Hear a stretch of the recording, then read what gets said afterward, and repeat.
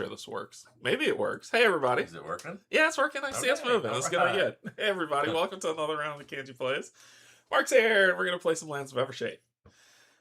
It's a good thing this worked out, because I totally forgot to, set this up. Oh, it's good that it worked out. Because it could have been like, oh, there's a side that's not behind the green screen. So I was like, oh, happy accident. So we are back for some more Lands of Evershade. We're going to be starting the advanced adventure of Ashes of Heavens. I am thoroughly enjoying this game. I am too. And I think that if Lands of Evershade, if this adventure is just as good as Into the White Well, we're looking at like a game of the year for me, potentially, like in the running. Cool. So, and I did get the upgrade, so I got the nice books and stuff with old glitter. Before I begin, I just want to say thanks to my patrons, subscribers, and if you're neither coming in to hang out, thank you and welcome as well. Like I said, this is the advanced adventure. You can watch if you don't want spoilers, okay, but the thing of it is, and the one thing that we discovered is Into the White Well, even with how we played it, there were still so many other things that we didn't do. Right. So even Into the White Well has a lot of replayability and different choices and different ways that you can do things. Right. So anything that you see in this one, yeah, sure, you haven't seen it before, but that doesn't mean that's the only path. You still have a ton of other paths that you can do. Yeah. How many times did it ask us if we had tons things marked? Yeah. And none of it was marked. And none of it was marked. So we missed quite a few things, which I really like about this game. I spoke with Barrett from Meet Me at the Table off of this, and he said the same thing in terms of replayability of this game. And what's really cool is that the boxes that the adventures come in they're about like that big, right? And honestly, all Awakened Realms needs to do is just keep doing those small boxes. The system just works. It does. Which would be pretty cool. I recently splurged on the Divinum Edition 2, which is why I watched your Into the White Well. We'll be interested to watch it live so I can add commentary. Yeah, that would be awesome. Yeah. There was a lot of really good feedback on commentary coming in on things that we missed. Remember, Into the White Well was a starter adventure. We were bumbling around, but this time we're advanced. We're advanced. We're advanced, and we're gonna learn them advanced rules. All right. So things that we could have done last time, and the reason why we didn't was because we were just kind of getting a feel for our character. I think if we paid attention to everything that was going on, for me it would have been a little overwhelming. But because we focused on what we could, even though we made some mistakes, I think we still had fun. And we were still able to progress and have a good time with the game. Right. The reason why I say that's one of the things that you talked about was we could have upgraded the camp if we wanted to. That was an option for us to do. Right. And you said Barrett and Colin did that in their playthrough. Right. But on our end, I think it was more just kind of let's focus on playing the game and like learning the character and figuring out how we're going to work. And then in the advanced adventure, we'll start picking apart those small pieces and doing things like that. Right. So cool. Yeah, I like the rules person is great to have on the chat. So yes, it is. You are always welcome to be like forgive our cover rules. and definitely just be open to say like you will not upset us if it's constructive, right? If you're like, hey, I think y'all are missing that, or look on this page because that's what you're missing. We'll stop, look it up, and adjust. All right. So there's no bad way to tell us that we're there's no bad way to constructively tell us that we're doing things wrong. Okay, you ready? Ready. All right, let's get down to the table, and we're gonna pop open Ashes of Heaven and see how it goes. The table. Okay, so this is a really nice book. All right. The two things that we are going to be, well, one thing we're definitely adding, the other was the option, was to add the pets, the extra companions. I was going to say, if we want to switch them out, we can now, before we move forward. I'm sticking with my book. I like my Dragon Wolf. Yeah. I want to see where he advances to. Yeah. It did ask if we were in an advanced adventure. Yeah. So we'll see. So we're sticking with the pets that we started with. And then the next thing we're going to be adding is we're going to be adding the loot rodling, or the loot goblin. The loot goblin. I mean, So, I'm all about loot. But Every time we get into combat, we're going to roll this die, and on a specific symbol, he will appear. okay. He's there for a set amount of time, and if you don't kill him by then he vanishes. So if we kill him, we get extra loot. If we kill him, cool stuff happens. Well, I know where I'm going.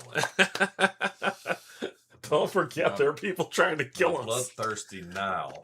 Nal. Oh, I guess that's how you say Nal. So, about this adventure, Ashes of Heaven is an advanced adventure. If you're new to the game, you should follow the begin your first adventure instructions from the rulebook by playing the starting adventure. Cards and tokens for this adventure have the AOH tag next to their name. Whenever the storybook asks you to find a card or sheet of a certain number, use AOH components unless stated otherwise. All right.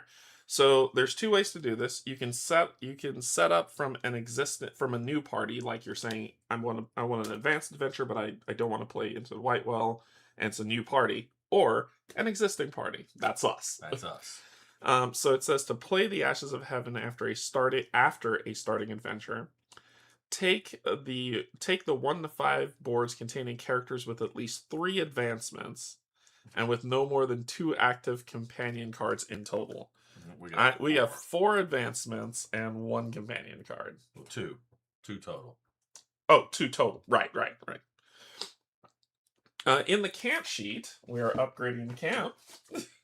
For free. So for free. So in the camp sheet, replace the campfire C24 with the bonfire card of C25. Oh, so we're getting a bigger fire. We're going to get large.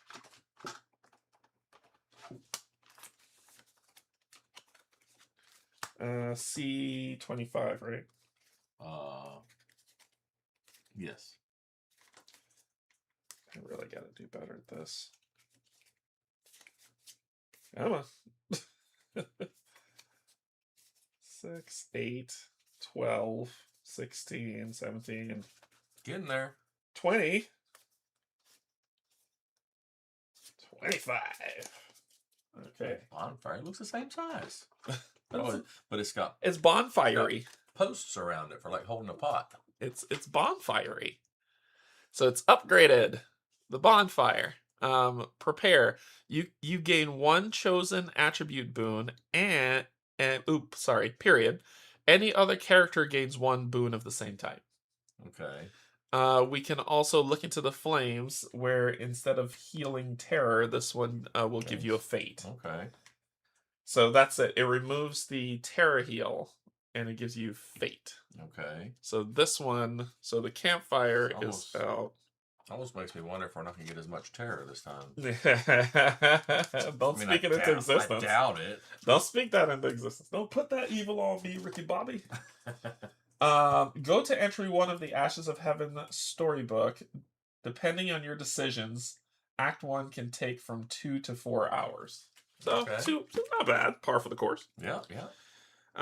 Resuming the adventure. Oh, that's if we were coming back after. Okay. Boot. All right, let's go to the app. Application. And we're going to Ashes of Heaven to start our new adventure. Because I don't think we have anything on the board, right? No, I don't think so. All right, so we're going to start our new adventure. Turn that on to make sure that's up.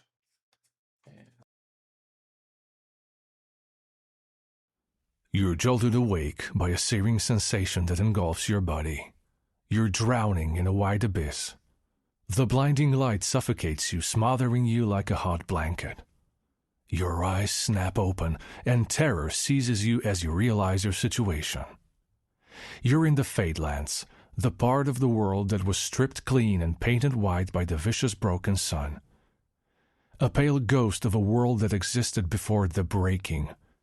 A white wasteland surrounds you, its horizon broken only by melted rocks. And the force that leveled this place has just awoken, rising above the horizon, its first rays touching you like a branding iron. Around you, there are signs of a battle you scarcely remember. Footprints, bloodstains, a corpse. All of this starts to glow white, bleached and disintegrated by the sun. Soon all signs of the combat that happened here will disappear, and you will too. How did you end up here? Who ambushed you? Why were you left to the mercy of a sun that rises above this desolation? Fragments of memory swirl in your mind, but it is no time to piece them together. You must first escape this blistering hell. Okay. That sucked. Yeah, that was... Emma Powell is the voice of these things, and this is definitely an AI voice. Because it was like, the bracking together. Like, it's definitely an AI voice. Instead of soothing, it was sobbing. Yeah. Orion, I agree with you. Like, that was horrible. It was like, they used AI to generate this, which is awful. In order to get it out. To probably get it out the door, which means that either Emma Powell wasn't available, or they didn't want to pay, or whatever they wanted to do to try to rush it through, but it's garbage. Yeah. We're gonna read. Okay. Like that was crap. I'll read it because I know you wouldn't want to. So I can read it. This sucks. What we'll do is we'll use we'll just use this as I read for y'all to follow along, and then it can also keep track of stuff. So we can at least use the app for that. But that was hot. I'm sorry, that was hot shit. That was disgusting. Yeah. Okay. Gross. Mark A in the story tracker. Mark A. God, that was horrendous. Ugh. Mark B in the story track. Okay. Jeez. We ain't done nothing yet. It's just awful. Mark C in the story track. Ugh. No, these marks represent your scattered memories of what happened in the last few days. Okay. Go to 2. Alright, so I'm gonna move this and mute this nonsense. Nope. Alright. And move that up. At last, beneath a boulder, you find a sliver of shade. Nausea shakes you. Most of your recent memories have scattered as if they ran from the light that briefly enveloped you. Only some fragments remain, as fleeting as the shrinking shadow you took shelter in. The searing expanse of the Fadeland stretches ahead. Melted rocks provide some protection from the sun, but their shadows grow shorter as the deadly sun climbs into the sky. Beyond them, your only hope, the gleaming, riderless carcass of a Fade Ray, a creature whose reflective back protects it even from the broken sun. It must have fallen in the same battle you took part in. Under its wings, you could last until nightfall. Place sheet 1 in the left slot of the story track.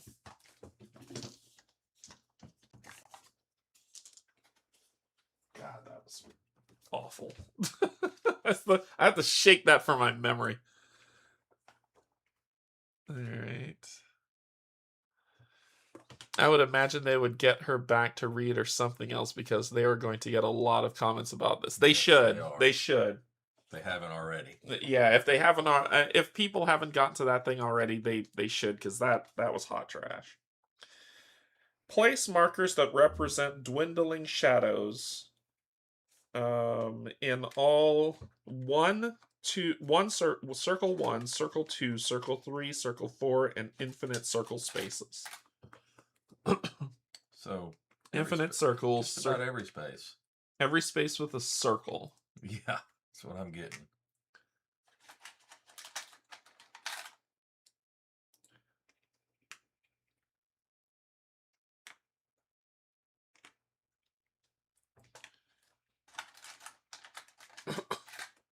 And we're starting at the triangle, I imagine. Yep. Probably.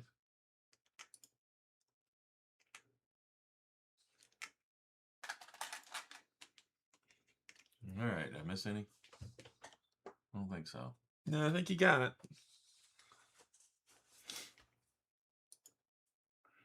Go to 3. Nope. Don't want to hear it. All right. Too weak to stand up, you crawl towards the next shadow. A dying fish stranded on an alien shore. As the searing sun touches you briefly, more memories vaporize, leaving only a white void.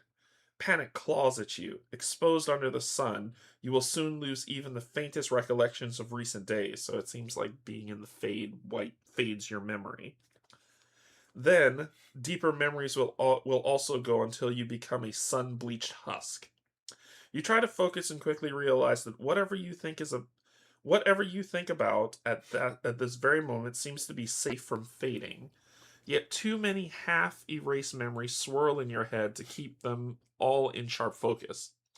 You must choose which parts of yourself to keep and which to surrender to the hungry sun. Choose.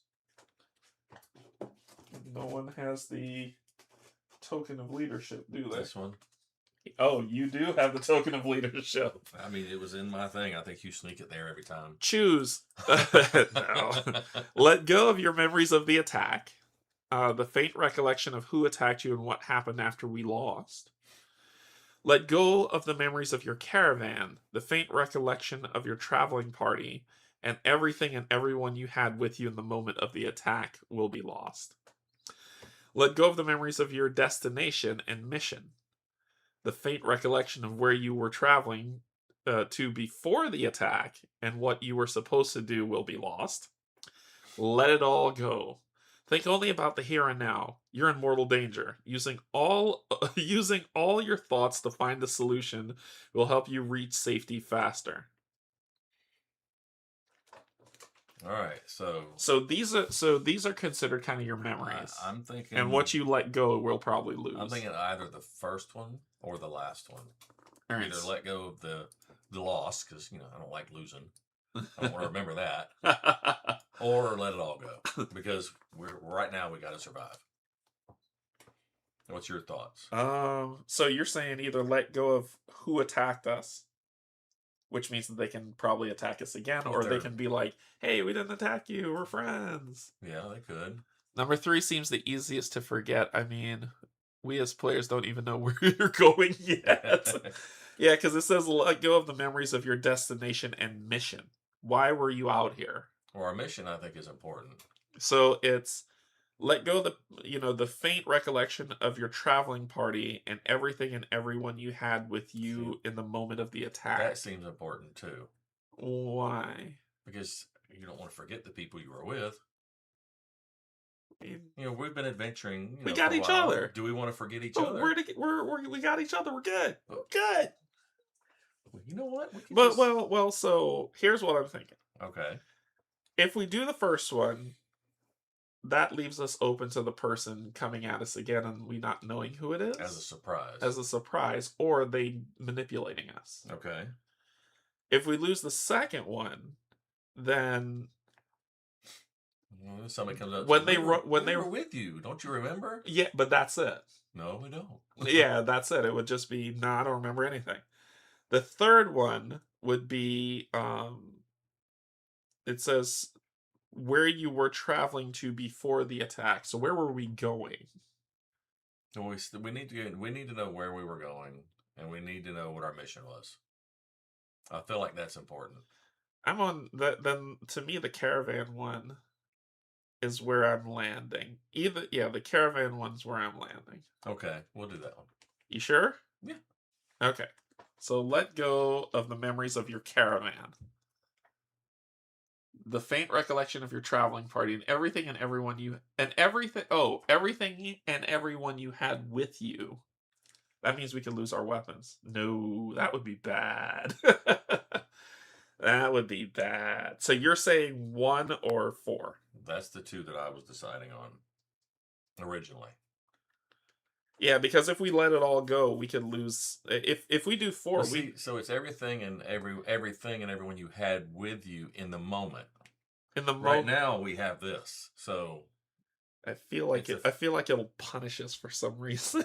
I don't know. No matter what we do, it's going to punish us. Yeah, but the punishment's not going to feel bad because none of the we're not going to remember it. We're not going to remember it. None of the punishments in the first one felt bad.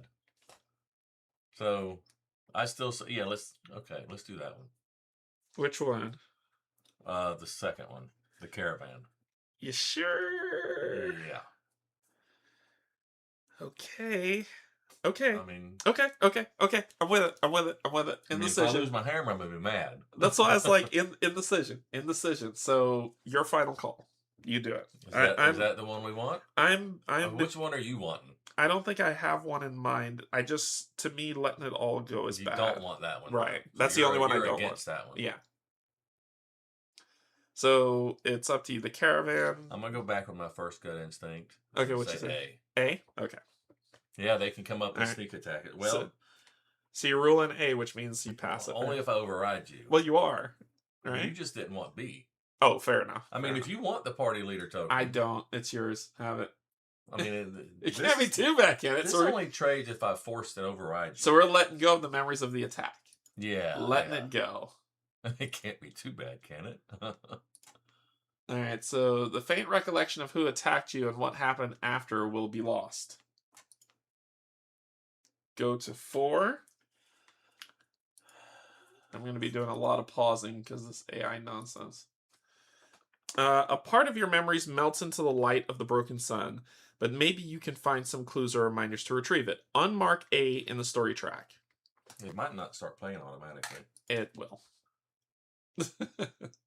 And I just don't want to hear its voice. It's so. All right, so each yard you crawl through across the white waste takes an enormous effort. Yet every moment in the sun brings your grim fate closer. Reaching the fade ray would be impossible alone, but with your company you can support each other, dragging anyone who falls behind or reminding those confused by the sun about your goal. Along the route to the fade ray, you see some remains of the recent battle that ended with you waking in the morning sun. Inspecting them could offer valuable insight into what happened to you. Then again, making those detours won't be easy, even with team effort. Place the party model. Ooh, and we got a new painted party model. Yay! So, this is the new party model. So, place the party model in the triangle space on the bottom of sheet 1. Place a quest model. We got those painted too. Place a quest model in the baseball diamond space at the top of sheet 1. I like these better than the other ones. Yeah? Because those don't have the sword and. Oh, they don't? No, it's just. Mine's better. It's almost the same thing without the sword. Note: the crawl further action from sheet 1 may move your party model 1 or 2 spaces, depending on the result. The shadows will grow shorter after each move, and whenever you fill the sun exposure track, you will lose another part of your memories. Uh-oh. Plot your moves carefully. Take an action from sheet 1. Okay. So let me. He thinks hitting pause once will pause it permanently until you hit play. Also. Oh yeah. Let's find out. Anyway, that's what it's telling us to do. So we have sheet actions. All right. So our sheet actions that we have here are requires an empty rest slot. We have 2. Okay. Rest in the shadows. If there is a marker in your space, discard all markers from the sun exposure track. Place a marker in an empty rest slot. Go to 11. Okay, so we can rest to reset so we don't lose memories. Right. So it says required an empty rest slot. Okay. Do that twice. Search. If there are no markers in your space, add 1 marker to the sun exposure track. Go to the entry listed in your search space. So that is 20, We got 15, 20, 30, 40, and 50. So potentially we can do 2 rest. Or you know what I mean? Like we could try to game that to maximize rest, and we got to end here. Well, let's find out. Well, Crawl. that's where our quest marker is. Yeah, so crawl further. Each character rolls for strength or agility with a 10 DC. If we had W, it would be 7. And sum up all successes in the party. Add the number of successes for each party member with Brilliance, Fade Lands, Pathfinder, Resilience, or Survival. I have Brilliance. I have Brilliance too. I have Survival. I am not a survivor. What's on my pet? Which you have. So I have brilliance. I don't have fade lands. I don't have pathfinding. For each part. So we would add 2 successes. Add a check for each party Yep. member with. Yep. And so we have to beat a 10. If we gain so it's 2 successes per party member. So if we gain 4 successes, move the party model by 2. Okay. If we gain 2 successes, because that's the number of party members, Right. move it 1. If we fail, each character gains 1 fate. Okay. If your space has no markers, add 2 markers to the sun exposure track. Ugh. And then you have these here. Yeah. Here. Okay, 2 markers. Damn. So that means that so no markers. Markers mean shade. That's what it seems like. Okay. Remove number 3. Remove markers from the highest number space with markers. Markers in the infinity circle space should never be removed. So this is Evershade. Yeah. Example: if there are markers in spaces with 1, 2, 3, and infinity, remove markers from all 3 spaces. Okay, so we'll start with. So this is the crawl further thing we have to do. And 4. If the sun exposure track is filled, go to 10, otherwise choose again. Oh. So if we choose to crawl further, we need to follow all those things. Well, we have to crawl further in order to move. Which means it's going to happen. Each character rolls for strength or agility. Well, I have a 3 agility. I only have 2. But I do have and we need 4 to be able to move 2 spaces. Well, if we get 1 success, we automatically get 2. Because we both have brilliance. Well, right. So that means we'll at least be able to move 1 space. We only need to roll 2 successes. So we'll always be able to move 1 space. That makes sense. Unless we just don't get any successes, that's when we'll fail. Yeah. So what do you want to move? There's a caravan here in this picture. There's a dead body. There's a dead body there. There's a statue or a horse or the Drake thing there. And then the fade ray. That's the fade ray. No, that's the fade ray. So that's so that's why the quest is there. We need to get to the fade ray. I was looking for the art. Yeah. So let's talk about kind of where we want to. If we finish here, I can move this over here for right now.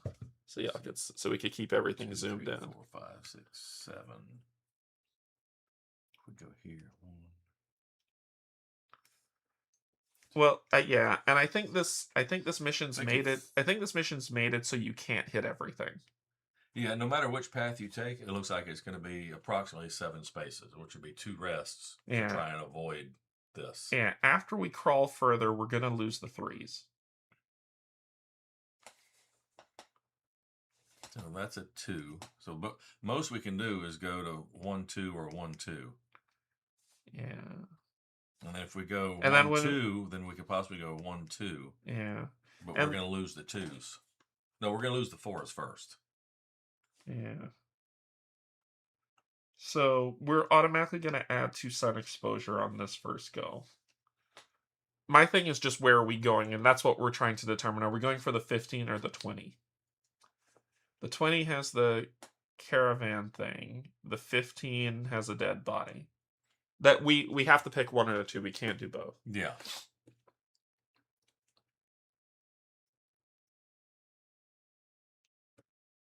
Let's do the caravan. Caravan one? Okay, I'm with you on that. So I'm rolling 2 agility. I'm rolling 3 agility. All right, so I need a 10. I will spend a fate. I gained my fate back, but I am of no help to you. It's all up to you, man. And I have no fate. It's all up to you. That's an edge. Yeah, reroll that guy. Ooh. All right. 0. Well, this is gonna hurt. It's gonna hurt. So let's fall. So we're doing crawl further. So it says each character rolls for strength or agility on 10. It would be a 7 if we had W. If we had W, we don't. And sum up all successes in the party. Add successes for each party member with Brilliance, Fadelands, Pathfinding, Resilience. So that's 2. Well, we don't get those because we don't get any successes. No, it says Or do we add. get 'em It on- says add. It was a Okay. period. Yeah, add. So we are moving. So we will never fail. We will never fail, but we also ain't going. So I have Brilliance. Yeah, I have Brilliance also. So that means. And I also. And it have- said or. It said or. So if you had more Brilliant, the one you have most of is what would be helpful. So we move one space. Then, if your space has no markers, add 2 sun exposure tokens. No. Then it said remove markers from the highest numbered space with markers. So the 4s are gone. You see any other 4s? Nope, that's it. If the sun exposure track is filled, go to 10. All right. Otherwise, go again. Otherwise, go again. Guess we gotta crawl further. Does this tell me? Okay, yeah. So it's just entry sheet stuff. All right. Yeah. All right. Well, let me roll first this time. Go ahead. Did you fail? You failed, right? Well, I failed the You check, forgot so to I get did your. Yeah, you forgot to get your. That fail. was a complete failed. Yeah. That's cocked, but that's a double That's 2 success. successes. But that's cocked. Whoa! Now that's what I'm talking about.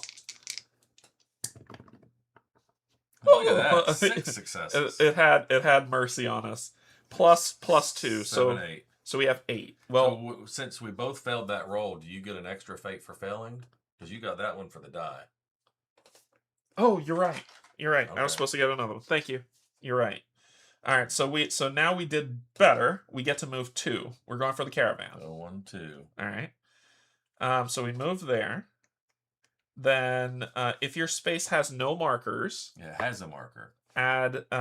If your space has no markers, add 2 markers to the sun exposure track. So it has a marker. Yep.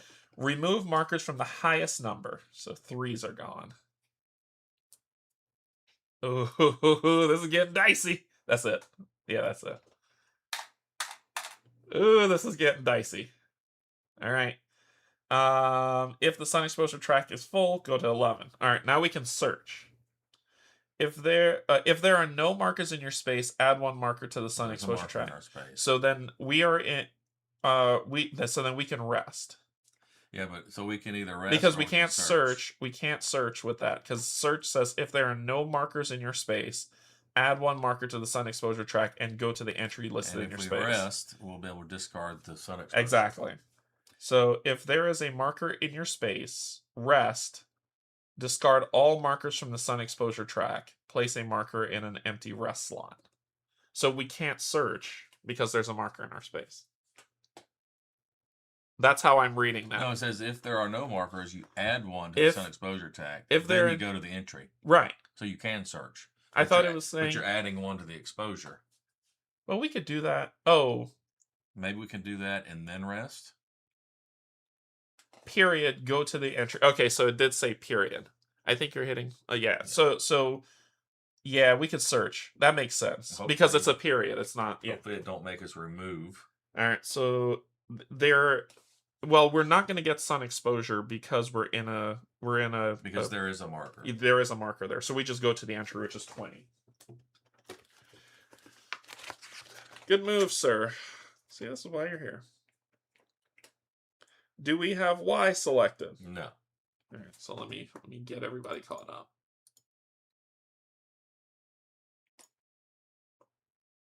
Okay, yep. You stumble upon the looted remains of a caravan, wagons splintered and their contents scattered. A flicker of recollection sparks in your mind. You traveled in one of these carts? You walk amongst the wreckage, stepping over broken wood and discarded belongings. Faint memories of the traveler slowly coming back to you. Choose! Damn it! Damn it, it's gonna be me. It's gonna be me. It's gonna be me. Stupid crap. Search the area carefully. Roll for intelligence. +2 die if you have Cityborn, and +1 die for investigation, lore, or vigilance. Bastard. We need 2 successes. We're going to search. We need 2 successes. And if you don't get this. Oh, this is going to be bad if we fail. All right. So it's an intelligence check, so I have a base 3.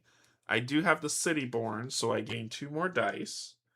And investigation, lore, vigilance. I think lore is my We got a jam, bunch right? of lore, yeah. So 1, 2. I thought I had 3. 3. Thank you. There we go. So it's all my dice. All right.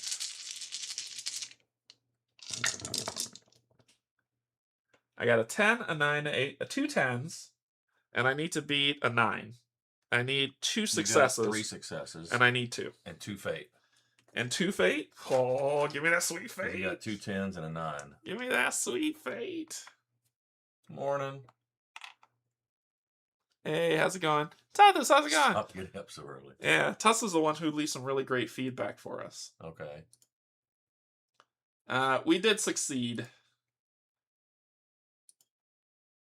And we did get 2 successes. We got more than 2 successes. Yeah, we got 3.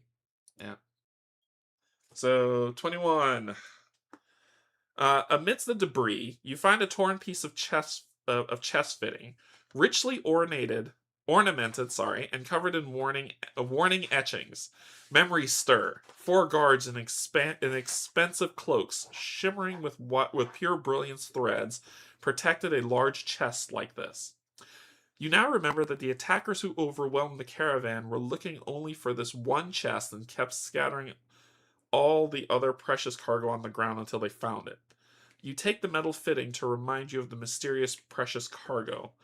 A physical clue like this won't fade as quickly as your scattered thoughts. Mark Y in the story track, and then take an action from the sheet. What, we didn't get nothing? We didn't get nothing man. for it. All right. I guess you wanted to rest. Yeah, that'll get rid of the madness. Yep, I'll grab these. I'll get rid of the crazy. No, leave it there. No, the rest, the camp sheet. Oh, that's right. Well, it says go to 11 if we're going to rest, so we might not be able to. Oh. So okay. rest in the shadows. If there is a marker in your space, There is. discard all markers from the sun exposure track. Place a marker in an empty rest slot and go to 11. So 11. Shadows grow shorter. Oh boy. Okay. Discard markers from the highest numbered spaces with markers. Important. Markers with the infinity space should never be discarded. Example, if there are markers in... Yeah, it gave the example of what you need to do. Yeah, this ain't good. Take an act. Now take an action. That's all it was? That's all it was. We are in the open. We are screwed. So we got it, and we're going to lose 1, aren't we? We're going to lose 1 next time. So over here is kind of where we need 1, to... 2, 1, 2. Yeah, that's kind of where we need to run. So we really only got We're gonna lose search some one thing. We're going to lose memories like mad. I think we'll lose 1 more. We're going to lose more than 1 more. No. Because 1, 2. Right? We'll put 2 on there. No. And that's meaning if we need 4 successes to be able to do that one. So too. we'll put 2 on there. Right. And then So 1, 2, we'll put 2 on there, lose a memory. All right. So we're only gonna lose 1 if we do good. Okay. All right. It's all we got. Yeah.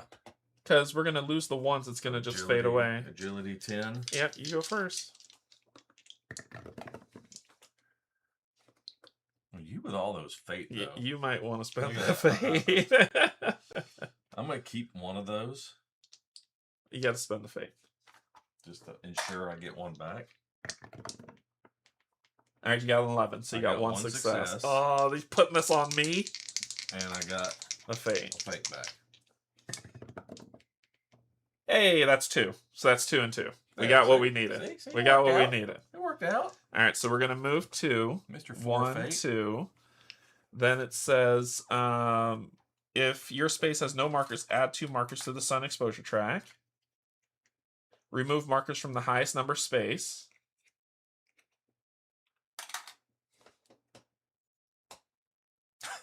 And That went quick. it's not full. All right, then we take another. Otherwise, choose again. So we're gonna crawl again. Yep. Right. You wanna roll first this time? No, you were doing. We got something good going here. 2 10s. 2 10s. That's all we needed. Let's see if I get some fate. Yes. I do. I gain a fate for that failure. All right. So we move to We're on 1, 40. 2. Oh, do we want to search it? Gain 2. I think we should. So, we're gonna over okay, anyway. So it is full. Let's see what happens with the exposure. So go to 10. Yeah. So We're then gonna- it says We're gonna lose the memory. if the go to 10. All right, so we'll go to 10. And this says the sun-searing grip tightens around your mind. Discard all markers from the sun exposure track. So we could search and then move. I think so. I think we should. Ooh, look at this. Yep. So we've already lost A. So it says requires. So we can't do that. But we can't do that. So we're losing another memory or something else. Let's see what it says.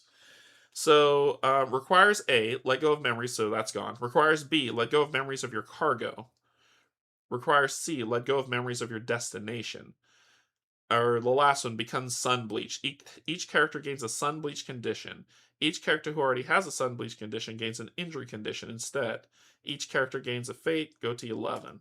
How about one of the things that it said is that I'm curious because it said that getting these make the memory harder to lose. Remember that when we were at the caravan? Mm-hmm. So would we lose? That was knowledge of our cargo. Oh. Because, it talked about the chest and... But that's the thing. B is let go of your memories of your cargo. So we want to, if we do you think say that it would be safe to let go of it, and we won't because we have Y? We'll be like, oh, this is. I don't know. I'm actually leaning toward the sun bleached. No, I'm not doing that. I would push back against that hard. Because I feel like we're gonna be getting that condition a lot in this game. We're in the Fade Lands, and there's no way. So at our camp, there's no way to get rid of sun bleach. Remove injuries, right? Which is the second sun bleached. Yeah, so I would. Yeah, maybe I mean, you can overrule me, but I would say no to. Let's do our cargo. That's what I think. Okay. Yeah, I'll do cargo. I agree with you on cargo. Might as well search on top. On Mark B in the story track. Since you won't lose extra memories there, assuming you make it. It's a big assumption there. Go to 11. Shadows grow shorter, so that means removing. There's nothing left to remove, and then do that. So we can search. I say we search. Do 40. Okay. If there are no markers in your space, add one marker to the sun exposure track, and then go to the listed, which is 40. And when we get here, we can always erase that again. Yeah. But it'll never leave there, so. Oh, here it is. Will we get a chance to search there with our quest marker there? What is it? 40? 40 is where we're at, yeah. No, it's not. Just no. You slowly approach a pale war horse, wandering alone in the sun as if it were blind. Only after the horse turns towards you do you realize it wasn't always white. It simply started to fade from one side, while the other side remains black. Palomino. Leppenzotter. That's what it is. Seeing this poor creature reawakens some faint memories of your recent combat. Did it belong to the attackers? Maybe the gear still hanging from the saddle on the animal's dark side will offer some answers. Go calm the animal and approach the horse. It's going to be you again, eh? Roll for charisma. Yep. I've only got a 3 charisma. +1 die for animal handling, rural, smaller, stealth. Animal handling, rural, smaller, or stealth. I have stealth. I don't have any of those. But you also have 5 fate. I have 4 charisma, and I have stealth for the traveler's cloak. And it's a charisma roll, so my shoes gives me +1. Okay. It's like when is it gonna? When are they gonna stop having me roll stuff? So we need. Oh my god, we need 4 successes on an 8+. 4 successes on an 8+. With 5 rolls? Come on. 6 rolls. Are you cursing me right now? You got On an 8+. 3 successes. 1, 2, 3. Ooh. Nope, I'm not gonna attempt it. I'm gonna reroll this. 4, 5, 6, 7. There we go. There we go. There we go. All right, that'll do. We got that, which is going to what, 41? 41. Okay. You managed to approach the horse.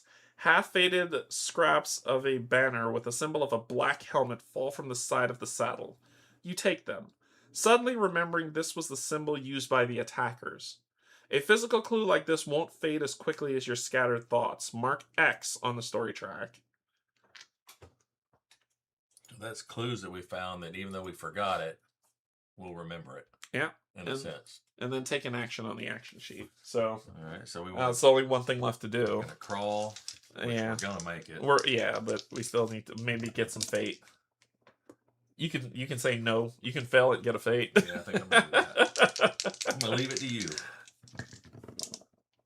3 successes. All right, so 3 plus 2, which is enough, and we'll move here. Okay. Okay, so then now it that says we're it. We don't have W, so that wouldn't have lowered it. Move 2. If your space has no markers, add 2 markers to the sun exposure It has track. a marker. Remove markers from the highest number. Markers in the infinity spaces should never be removed. Okay, we can't.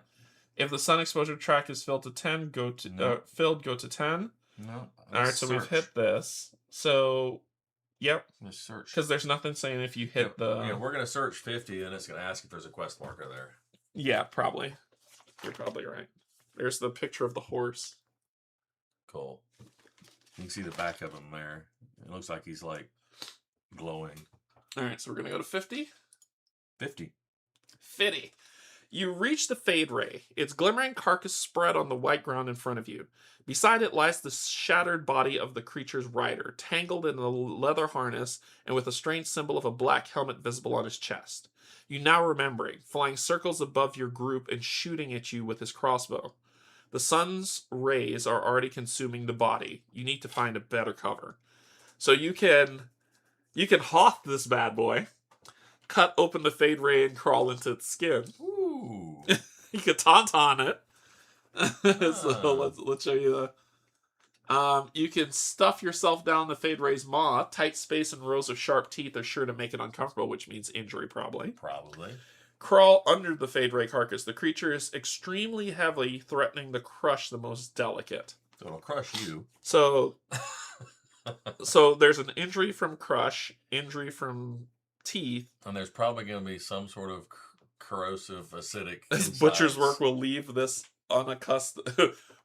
This butcher's work will leave those unaccustomed to gore traumatized. But I'm accustomed to it because I'm battleborn.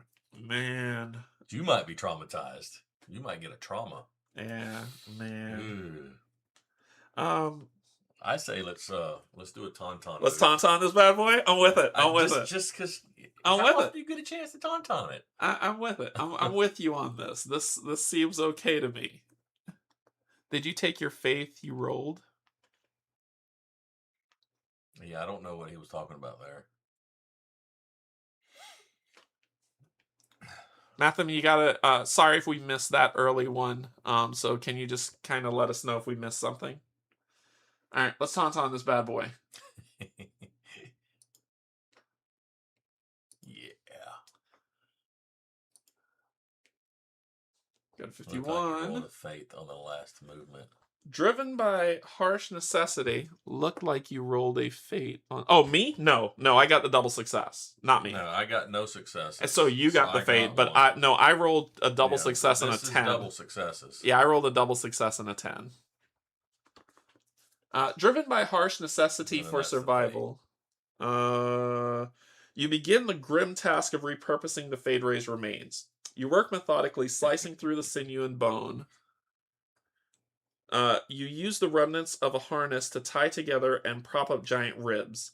You take care not to puncture the thick skin, on the back of the creature, the only thing that can save you from the sun of the Fadelands. Finally, as you step back, a horrific yet functional tent stands before you. A shelter card from the flesh and bone. The smell inside is rotten, but nothing is worse than dying in the sun. What? Let's tauntaun this. Each character without medicine, I have medicine. rural, or survival. I have survived. I have medicine due to the bandages. You're welcome. Gains a terror. So we can handle this. Each one without it. Without it, we gain a terror. We're good. We're good. All right, we're going to 55. In the safety of your newfound shelter, you can turn to other matters. If you have at least 4 markers in the story track, we have 3. If you have at least 2 markers in the story track, go to 58. So we're 1 shy. No. Yes. Waiting for the sun to dip beyond the horizon, you have ample time to piece together the memories you've managed to preserve. Unfortunately, many gaps... Did I... No, it said go to 50... Oh, sorry. Though many things remain unclear, you now have a decent picture of the situation. Gain 1 experience. Woo! Should be at 4. Yeah. And go to 60. I was reading from the one that we would have liked. You go through all your remaining memories one last time, putting everything in place. Oh, we screwed up. Yeah, we screwed up. We should have kept the cargo and got rid of the other one. Uh-oh. Oh, well. Yeah. You go, so if we had, oh, wait, it says or. Sorry, it says or. If we have, so let's go through this, because I don't want to screw it up. A or X. We have X. We have X. So yes, continue. You remember, which is 61. You now remember the attack was conducted by an organized band of mercenaries or brigands, all bearing the symbol of a black helmet. They had the air support of a giant fade ray and were looking for one thing only: a large ornate chest. What's more, they knew precisely which wagon held the loot they sought. Worse, their orders were clear: leave no witnesses alive. Leading them was a grim rider in a black helmet.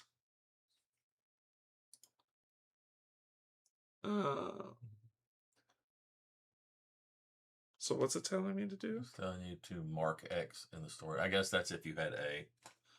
X is marked for us. See, it says current state. Okay. Then do you have B or Y? We have Y. Continue. Which goes to 60. You have some memories of your cargo. A large iron-bound... So I did do it right. You have some memories of your cargo. A large iron-bound chest with warnings and protections on its metal fittings. You have a cloudy recollection that you picked it up in a Dwergen forge town, where artisans wrought wonders from brilliance mined from the fallen pieces of the higher realm. The chest was so important that it had 4 dedicated bodyguards. Rimlanders in sun-resistant cloaks. You could swear a pale glow seeped from the seams of the box. So we're good there. Yeah. And then we have C. We have C. So it worked out. Damn it, I'm good. You've connected the puzzles that relate to your mission. You were to transport some exceptionally valuable cargo from the Dwergen Forge town in the Fadelands to a grain ring nobleman called Vimerin from Halfcairn, right at the edge of Evershade. You had to sign an oath under penalty of death, swearing not to look inside the chest. Vimerin is still waiting for you to return, and the cargo you escorted with the promised reward, but the cargo is now missing. Mark Z in the story track.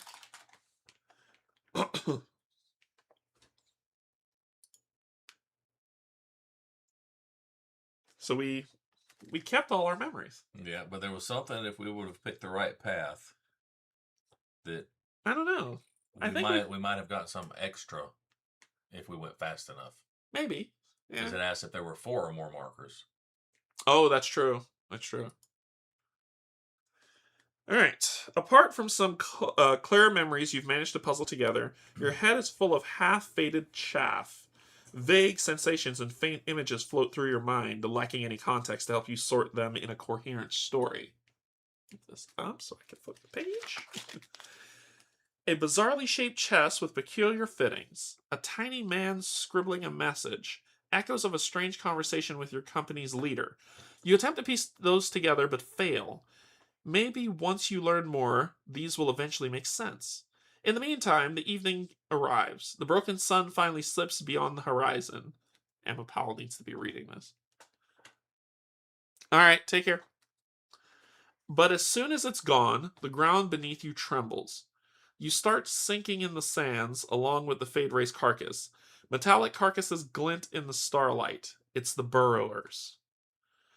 These hunters and scavengers of the Fadelands have dug under the fallen beast, dragging it into one of their underground tunnels to devour.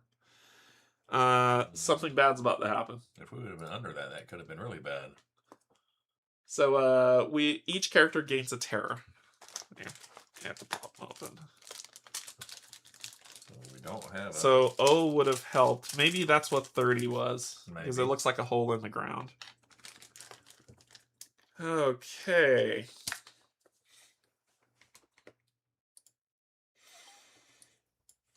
Before you can react, you find yourself in a dark tunnel, a single thread of a vast network stretching under the Fadelands.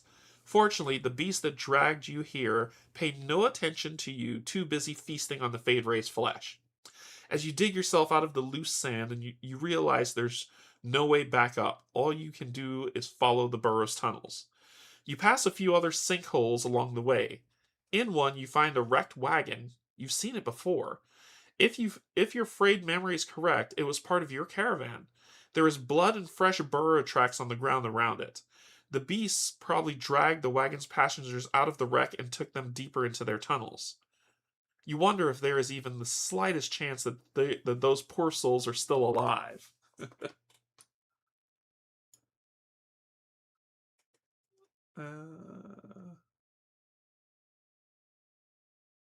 Where did I... Okay.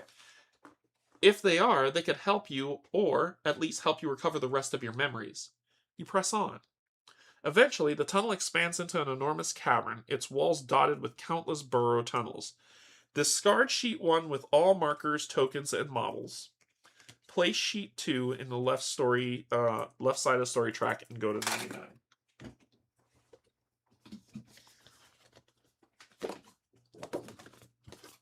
Sheet 2. It tells you what's on the other side there. Oh, okay. That's how I was able to quickly Darkness switch them and out. depth. Well, I got fire, so we're good. All right. So sheet 2 comes in, and we're going to go to 99. 19.9. 9 times.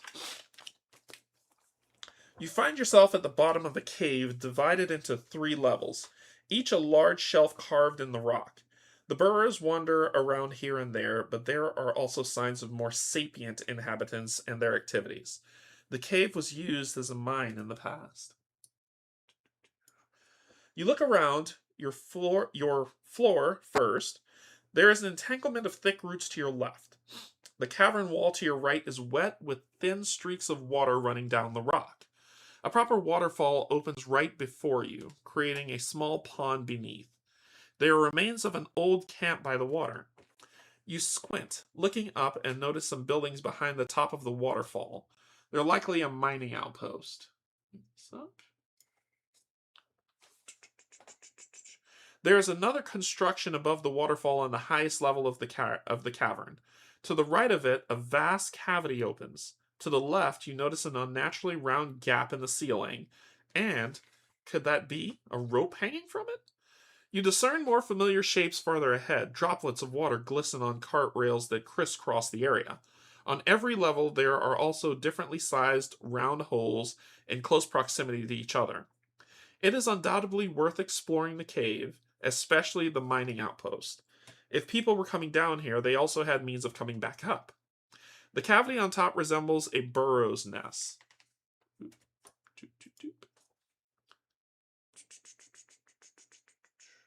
If that's true, the missing members of your caravan may have been dragged there by the beast. Moving around the cavern won't be easy though, given the height difference and burrows roaming around. Place quest models. And I need to get you another one. I have one. Place quest models in the spaces with 130 and 190. Place a danger model in the 1 triangle space. The danger model represents burrowers. Place a marker in slot 1 of the burrowers track. Place the party model in the 3 triangle space. Take an action from sheet 2. Okay. So let's do this, which is all of what that is. And then we're here. So looking at this is uncrossable, but I feel like we can crawl up those. Good. Yeah, you're And probably. then this is where the rope is. Okay, so objective. Find a way to escape from the cavern. Sheet actions. Move. Move by 1 plus 1 space for light. It's light. I only have fire. Oh. Light, The subterranean. torch had light. Yep. Light or do you have subterranean? No, I feel like that's the dwarf or dwarf or whatever. Okay. Move burrowers. Choose again.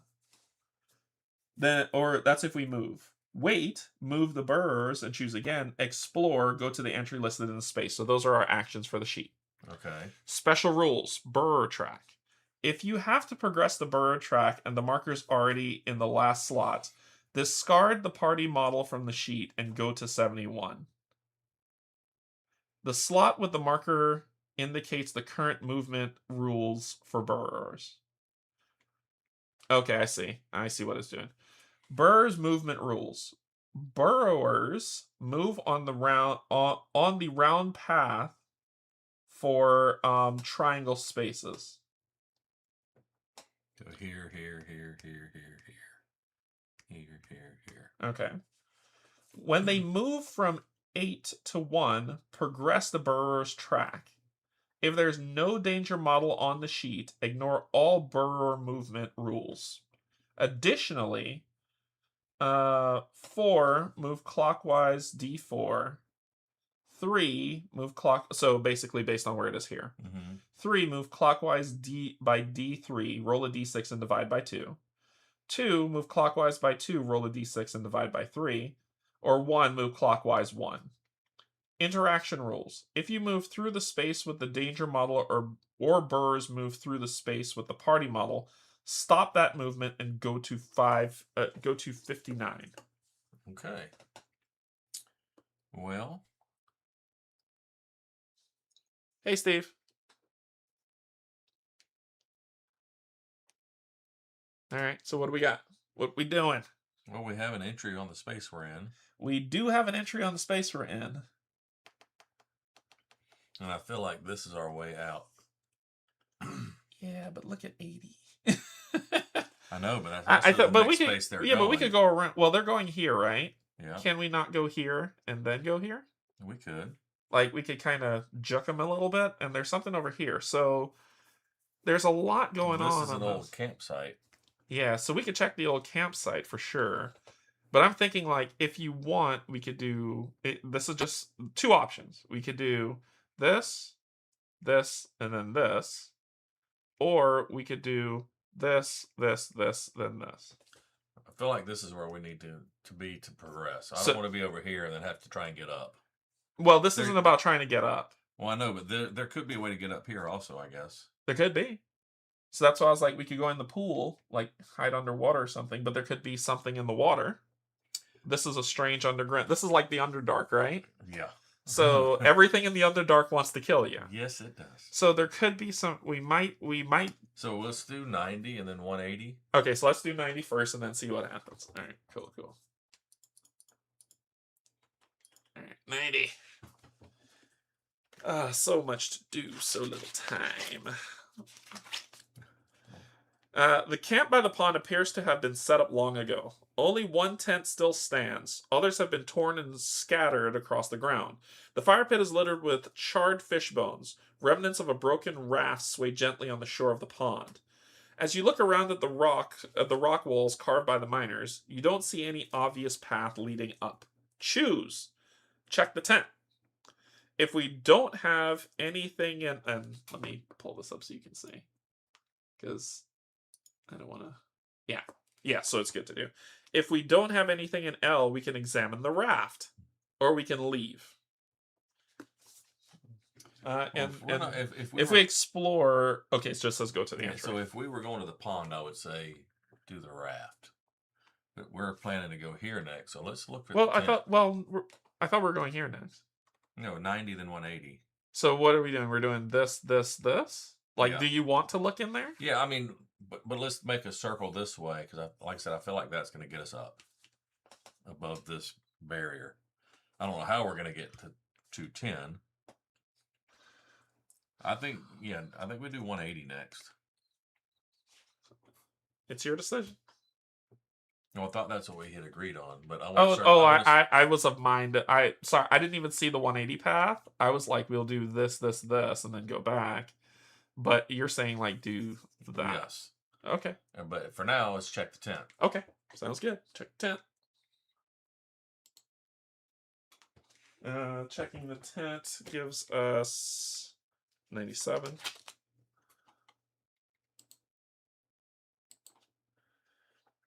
You approach the tent and realize why the burros left this one alone. The rope used to stretch out the cavern's flicker. The ropes used to stretch out the canvas flicker. One moment real, the next moment ethereal. Vestigals like these can be very dangerous. It would be wise not to touch them, otherwise the tent may still serve its purpose. We can rest, place the camp sheet in your story tracker and resolve the camp phase. Move the burros twice. If we rest, they will be in our space. So we could come back to it. We can come back to it. So resting is the only thing? Yeah, that's it. Rest or leave. Yeah, the only reason we would need to rest is to get rid of our terror, and I'm fine with 1 terror for now. Yeah. Okay, so leave? Yeah. Okay. Okay. Good Lord, really? Yeah. Move to 180. All right, so move by 1 + 1 space if you have lights. Okay, so we move there. Then when we move the burrs. So it says here. Burrs move on the round path of triangle spaces. They ignore impassable borders. When they move from 8 to 1, progress the track by 1. If there's no model on the space, ignore all burr movement. So this is additionally. Yeah, so they're on 1. So additionally, they move 1 more space clockwise. If I read, because it says additionally. So this is saying they move on that. Burrow movement rules. Burrows move on the round path. Move on the round path of triangle spaces. You know, that's just telling you how they move. Then why does it say additionally? I don't know. That's kind of weird. But this is just the instruction on how they move. And then, that makes sense. This says rules. Yeah, and then that is based on the location here. That makes sense. It's just dumb that they say it. Like, the additionally is going to throw a lot of people off. Yeah, I think so. So I think they need to... Let's see if they eroded that. Oh, God. This thing moves so slow. Yeah, nothing for the map, but there is a lot of errata in here. Dicing with death. Hey, how's it going? We can't stop. We can't stop as we were going out for the day, but we are mega jealous you are playing Evershade. Hope you have a great time with it. Hey, Dicing with Death. Thank you. Check out their channel. They are amazing. The dynamic duo. Two really cool individuals. Yeah, I've watched a few. So great work that they do. All right, so it doesn't look like the errata. There's errata on cards, so we need to be mindful of that. And then there's errata on entry stuff. For this particular adventure? Yes. Which cards? Is there any that we need to keep an eye out? Is it equipment? The card, it's an enemy card called Rapid Dive. Does it say what enemy it's for? No. Okay. So it just says enemy EO4. Okay. Or the EO4 enemy card, should I say. Okay, EO4. Yep. All right, cool. So we move here. So now they move 1. Explore. And now this only progresses when they do a full circle. Okay. Right. All right, so now we're going to explore 180. 180. We're going to 180. Was that smattering you? Your whole screen just jumped. Did something happen? I don't know. It looked like it went. Oh, I think he went back and was reading the story of the bad AI read. Oh no, something happened and your screen went to the desktop real quick, and they came. That they didn't see that. That was me pulling up the app. Okay. That was me pulling up the app. Yeah. So 120. Oh, 180. Back. 180. 180. 180. Don't look at that. All right, 180. Circling the pond from the east brings you to the mouth of an underground stream. Its rapid current spreads wide before you, slowing down before vanishing into the rocks once more. A narrow rock ledge arches over the stream's mouth amid the shadows there. An indistinct flash of whiteness catches your eye. A canvas, perhaps? Oh. Climbing this far-reaching shelf to investigate won't be easy.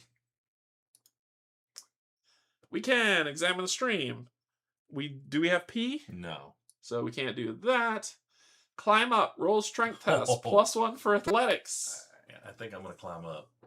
Oh, so you want to climb up? I want to climb up. Okay. So. Okay.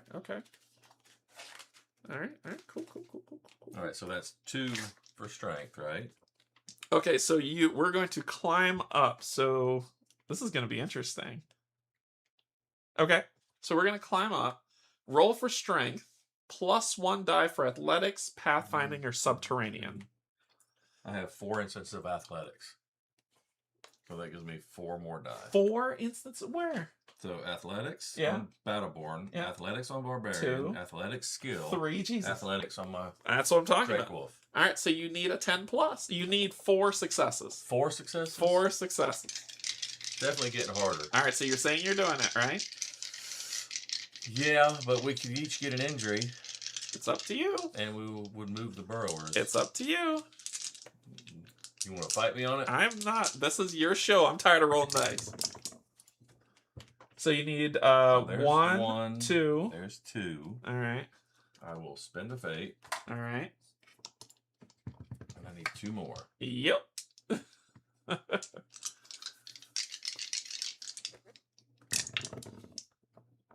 3.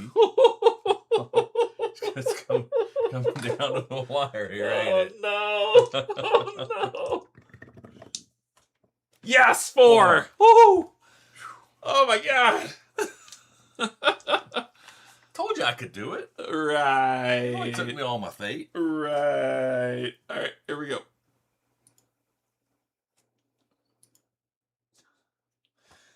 Your muscles burn like fire as you finally clamber onto the shelf.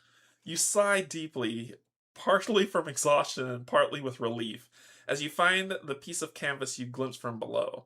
Someone has set a hidden camp here. The area around the tent is a mess with equipment and rotten food pieces scattered about, suggesting the camp was abandoned in haste. At the edge of the ledge, a flat rock forms a natural stone table. You're not the first to make such an association. An open leather-covered volume rests on the stone. It's a diary of some kind written many years ago, as its pages are inscribed in some ancient language. Loot. All right, here we go. Damn it. Requires no marker in this space. Okay, so we requires no marker in the space, decipher the diary with an int roll. We can, because P is not marked, gather gear. You find a piece of a thick rope among the litter, which was for the camp. Remember, it said if you had P. Oh yeah. Descend from the ledge. Move the burrs twice. Ooh, both are good options. Because there might be something in that with the rope that we have to There disarm might the be. trap to be able to get something. Yeah. And then there's the Arcana book. And but I need 3 successes. I have 4 fate, so But you roll intelligence which is 3. So I'd be plus doing lore. well. Intelligence is 3 plus lore 3. It would be 6 dice, and I would need 3 successes. However, the rope Is apparently a guaranteed success. I say we get the rope. What do you think? Yeah.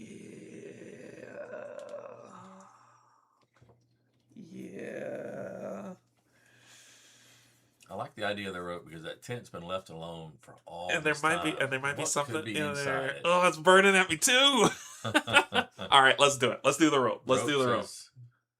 Oh yeah, rope says choose again. Yeah, so let's We could probably do both. Okay, so let's do the rope. It said mark P, right? Gather gear. You find a piece of thick rope among the litter. Mark P in the story track.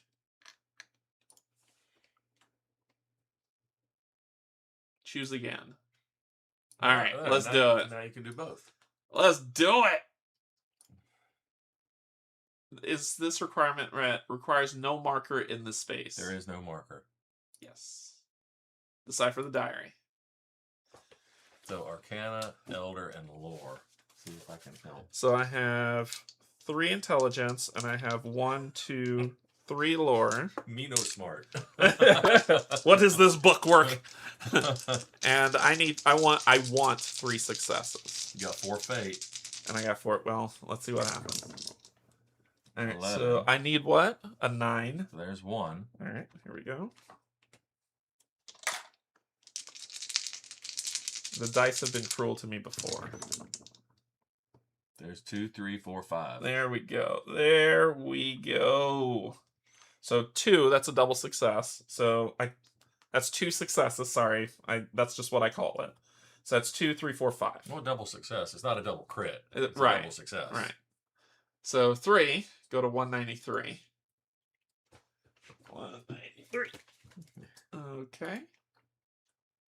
193. The local populace appears acutely sensitive to auditory disturbances of any nature. They've breached the hull.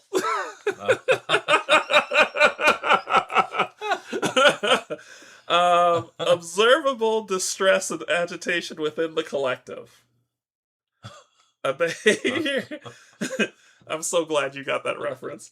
A behavior hit hereto unrecorded among their kind. Okay. Does the aversion stem from an affliction, or is there a rationale instigating the adoption of such a disposition among burrowers? Mark O in the story track if it's not marked yet.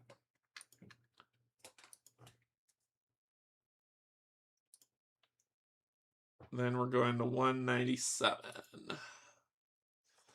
I have discerned the key to the burrowers' pathways, evident that they purposefully navigate past all territories once inhabited or utilized by miners.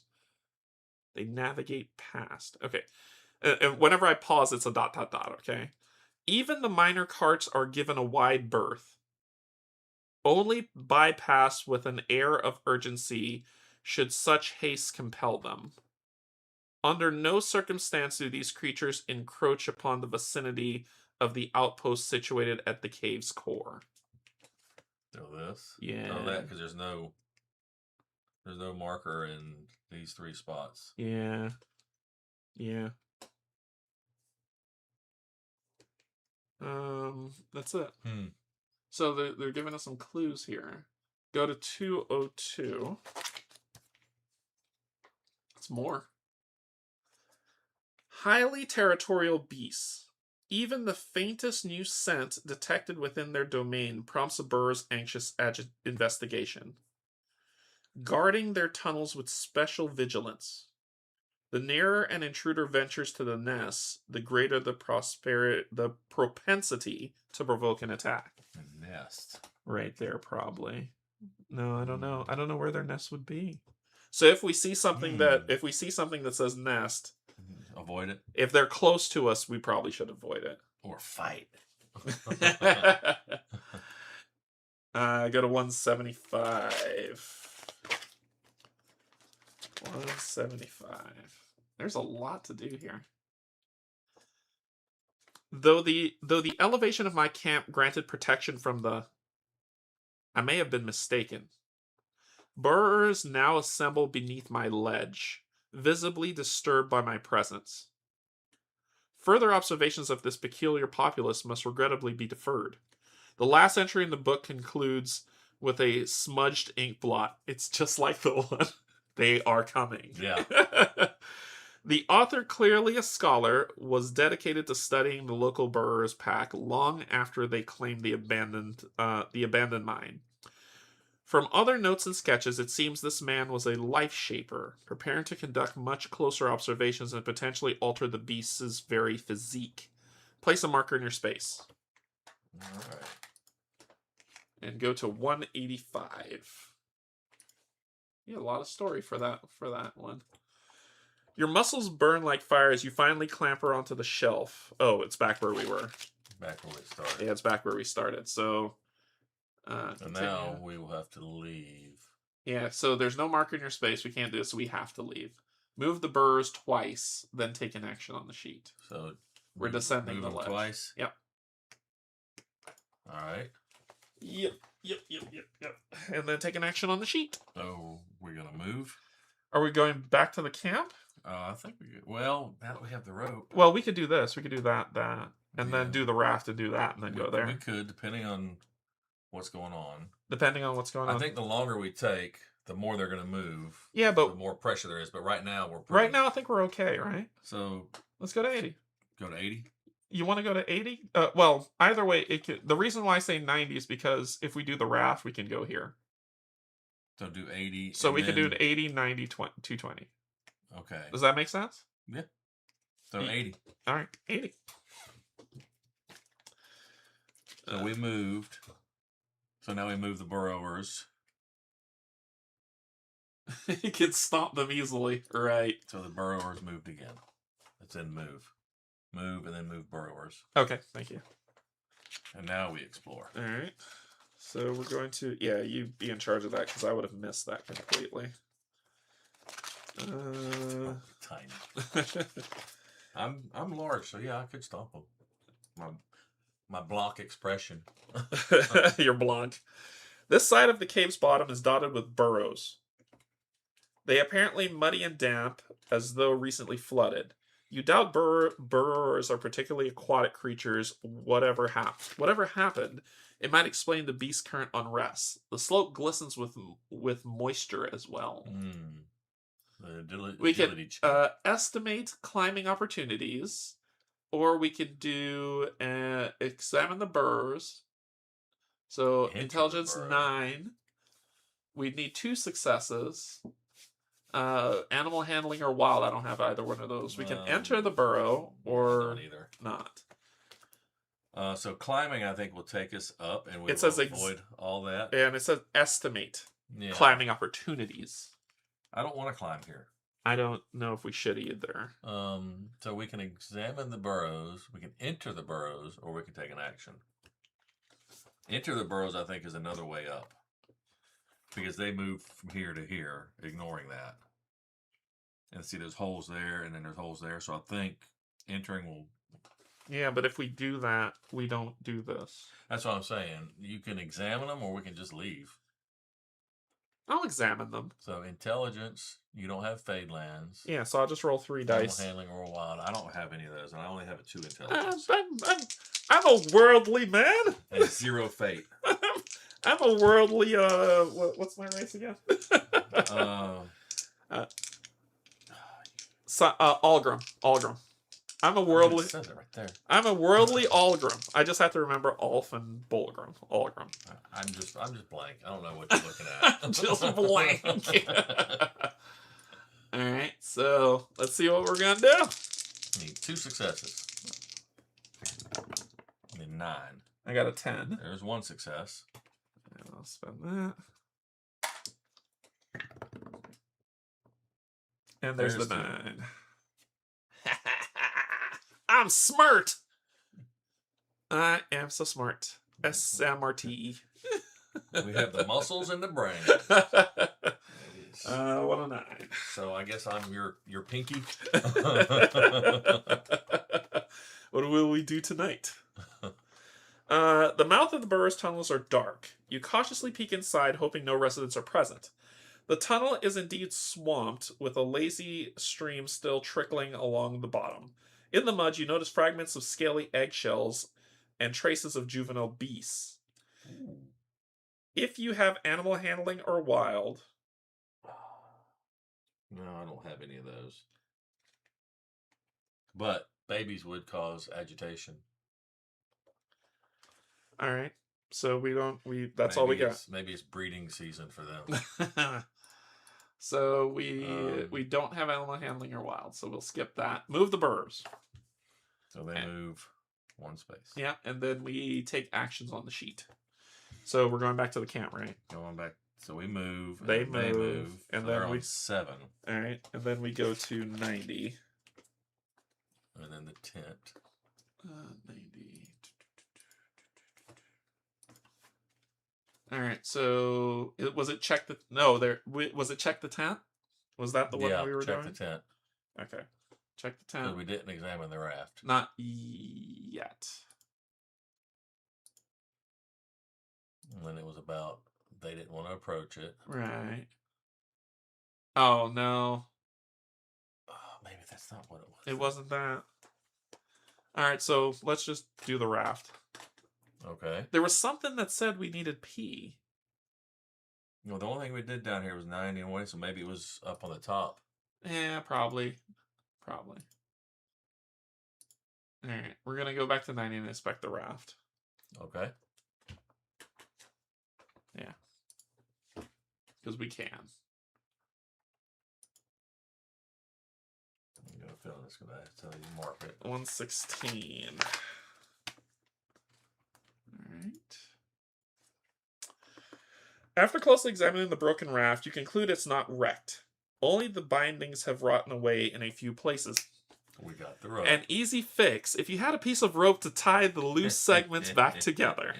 Also, as you initially thought, no planks are missing. The raft was purposefully constructed with an opening in the middle of the deck. But why would someone need such a specific design in this place? Requires P and L. We have P, which is what we have. L. We met the success for this. We can repair the raft. Okay. Or so it says agility 9. You have more agility than I me. have 3 agility. Artistry, engineering, or survival. I have 1 instance of survival. Okay. Then or figure out the raft's purpose for an. Nah, we don't need to do that. Fix that bad boy. All right, so that's 3 for agility, 1 for survival. Now remember. So we're doing this one. If you have any of those keywords, you can help. I know. I'm gonna check in a second. So we're doing this one, right? Artistry, engineering, and survival. Yeah. I have artistry. I can help you. Help. I can help you with artistry. So all right, we need so 1 survival, or 1. We just need 1 success. 9 or higher. You got it. You got it. Let me roll mine. See if I get fate. Yeah. Nope. I gave you 2 more successes. Right. All right. So you're like, no, we're gonna do it the artistic way. Repair the raft. All right. So place markers in the space 220 and mark L in the story track. And continue.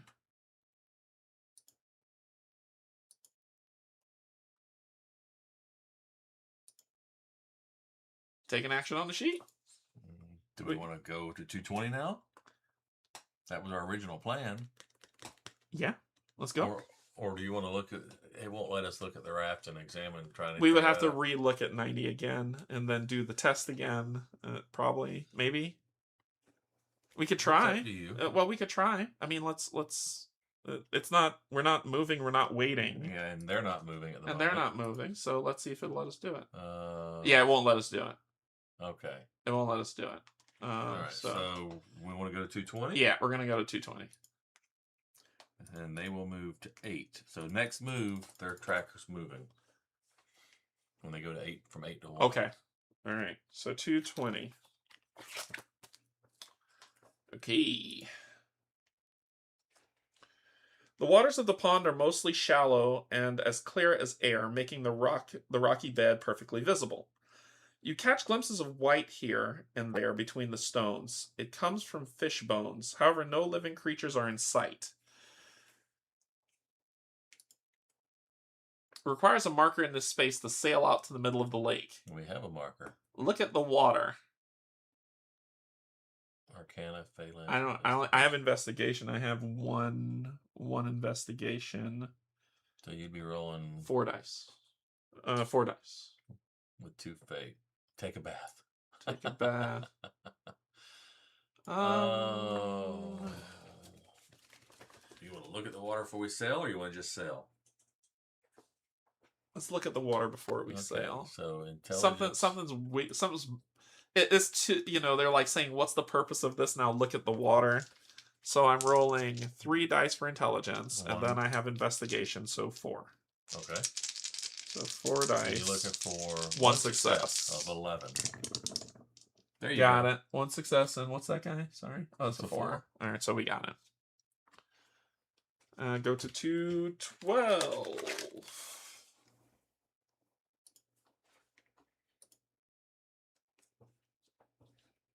Ooh. 212. When you take a better look at the bottom of the pond, you notice that the sand between the rocks shimmers with a peculiar glow. It's powdered brilliance. A lot of it. Such an abundance of the precious metal would make the pond not only picturesque, but also dangerous. Grains of brilliance, most likely washed from the surface, may have infused the water, making it unsafe for living beings. Good thing we didn't take a bath. Good thing we did not take a bath. Good to be dirty. I gotta bathe all the time. No. The waters of the pond are mostly shallow and as clear as air, making the rock bed perfectly visible. You catch glimpses of white here and there between the stones. It comes from fish bones. However, no living creatures are in sight. So now we ain't done yet. We can sail out. Yeah, we can sail out. So we can sail out. Requires a marker in this space, which we can. Or we can look at the water. Let's go do some sailing. Is this where we were before? Yeah, that's where we started. Okay. 220. All right, let's sail. 204. Is the requirement met? Yes, sir. Yes, sir. Sail out in the middle of the lake. God, really?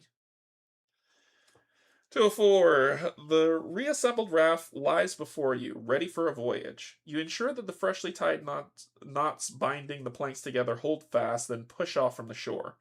Whoever constructed this flat boat was a clever fellow. The oars rhythmically stroking the water don't disturb the surface of the deck's opening, making it easier to observe the pond's bottom. Oh, so it's like a glass bottom boat. Glass bottom boat. As you reach the deepest point, a metallic glimmer catches your eye. It's gonna be the same thing. No, something different. Oh, dive! No. Although I mean, so you can dive in, mark E on the story track, roll for strength. We can requires P, which we have P. Use the right tool. Roll for strength. Do you have reach? You should. No. I thought you had reach. No, that was on a weapon. I don't have Do you reach. Have rule or survival? I have 1 instance of survival. Okay. So you can make a strength check with survival. So 3 dice. Do I have rule? I don't. I don't have anything to help you. 2 successes on 3 dice with no fate. Whoo! You need 2 successes. So it's one of those 2 that we're doing. On a fail, the burrows are going to move. No, on a fail of anything we choose, the burrows will move. 3 successes on a dive in. But that would give me 3, 4, 5, 6, 7. 7 dice with no 7 fate. Dice with no fate, and remember that we will be marking E. Remember they said that the brilliance in the water makes the water not great for people. So I'm assuming we're marking E. I'm gonna dive in. Yeah. Unless you're gonna fight me. So mark E. No matter what happens, this is your roll. And it's strength or agility. I have 3 agility. So you're diving in. Plus 1, 2, 3, 4 for athletics. All right, so And roll 9 strength or better. agility plus 1, and you need 9 or better. You have no way to help. Sorry, this is different. What is this one? Strength, athletics, or resilience? Probably not. You don't know. No, I can't help you. 3 successes. You chose this fate, my good sir. 1, 2, 3, 4. You got it. You got it. And a fate. So he got two crits, a 10, and a fate. You lucky bastard. I told you I had this. I wasn't scared.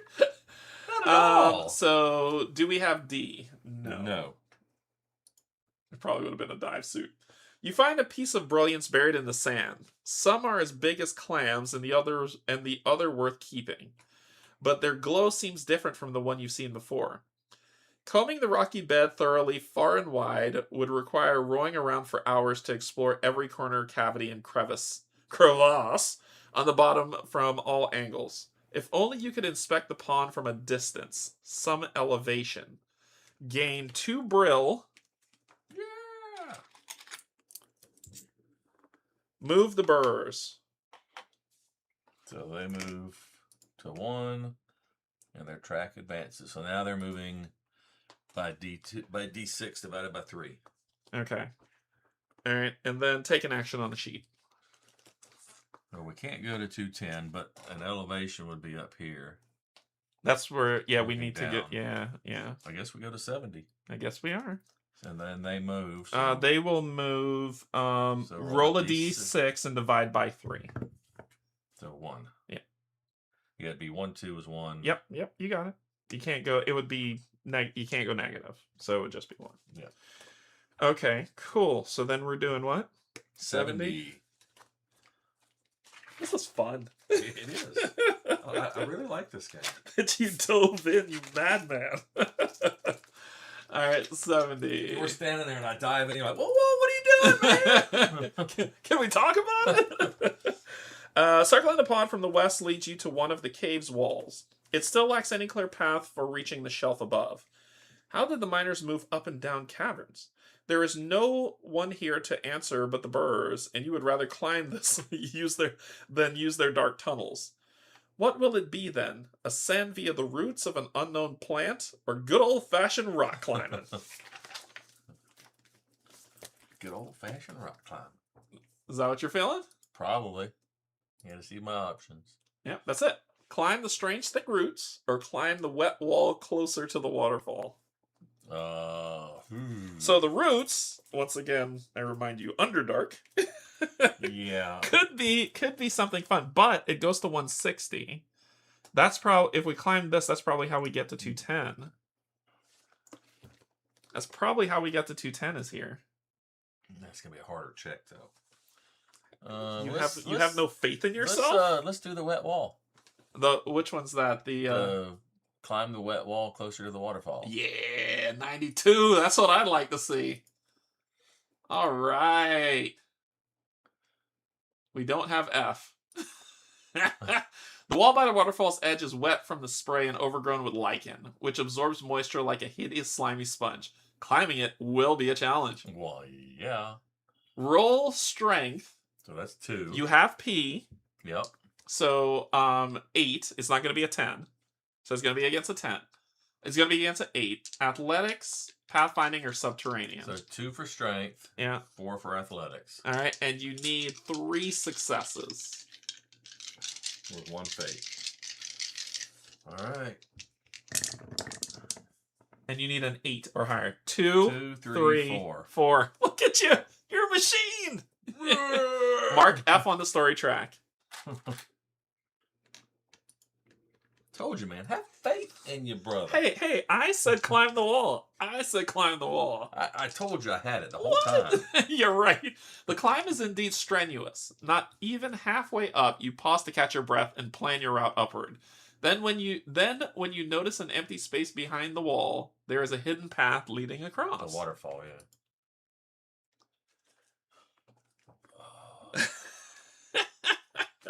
We in for a penny, man. Yeah, if we jump, we will go to 210. 210. Otherwise, we go to 170. Where's one? So 210. here or here. I want to go to 210. Yeah, I agree with you. So 210. place the party model. So jump over the 210. waterfall. Yep. Go to 210. Place the party model in the space with 210 and go to 210. Now, how are we going to get out? Magic. You are behind the waterfall. The hidden path ends abruptly in a steep slope, dashing any hopes of easily reaching the western side of the cave's middle level. However, when you head in the opposite direction, it smoothly leads you upward and east. There's also a tunnel here that descends almost vertically. Stop giving me choices. Just take me out of here. So we either ascend the slope, place the party marker in the spaces place the party model in the spaces with 70 or 170. So where's 70? Where's 70? There's 170. Oh, 70's back down. So we're either going back down or back up. Or follow the path. Place the party marker in the model space of 190. Or go down the tunnel. Go down the tunnel. It is an agility check. Do we have P? Yes. So it's an agility check of 8th with athletics. So that's 7 dice. This is your... Remember last game when I had to roll all the time? I don't mind rolling. So you're doing this one? We're going down the tunnel. Down the tunnel. I don't like the word down. But sure. Let's do it. So it's an Agility. 8. So it's an 8 plus 3 dice for agility. Yeah. 4 for athletics. And you need 2 successes of an 8 or higher. I got this. That's 1. 2. That's 2. Look at that. See, I relied on you last time. You're relying on me this time. You find yourself in a small grotto bordered by a rushing underground stream on one side and rising into a narrow shelf on the other. The muffled rumble of a nearby waterfall reverberates around you. 80. I'm going to be upset. Curiously, someone chose this stone chamber for storage. Rows of barrels are stacked against one wall. Even more surprising is despite all the surrounding water, you can easily blow away the dust covering the barrel lids, which are marked with various symbols. You don't dwell long on this mystery of ventilation, though. So we can check the barrels. I would lose that because I do have fire. They are explosives. And requires nothing in H. Or climb up the shaft. Or they're just dry. Yeah, so I would be rolling 1 die. Intelligence, I'd be rolling 2. And you would need 2 successes. And then alchemy, engineering, and subterranean. Do you have any of those? No. Alchemy, engineering, or subterranean, no. That's probably the Dwerg. That's probably the Dwerg characters who have I that. want to search that, but I don't want to risk it. Yeah, you would roll 2 dice, and you would need 2 successes, and you only have 1 fate. I would roll 1 die, and I would have to crit to pass. Because I do have fire. Yeah. All right.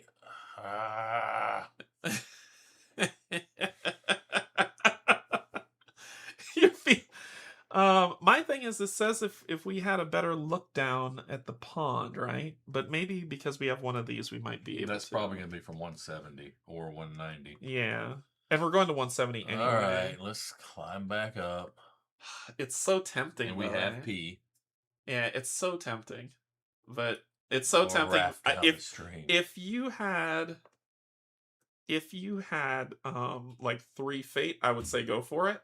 Yeah, I know. But you don't. And it's too risky.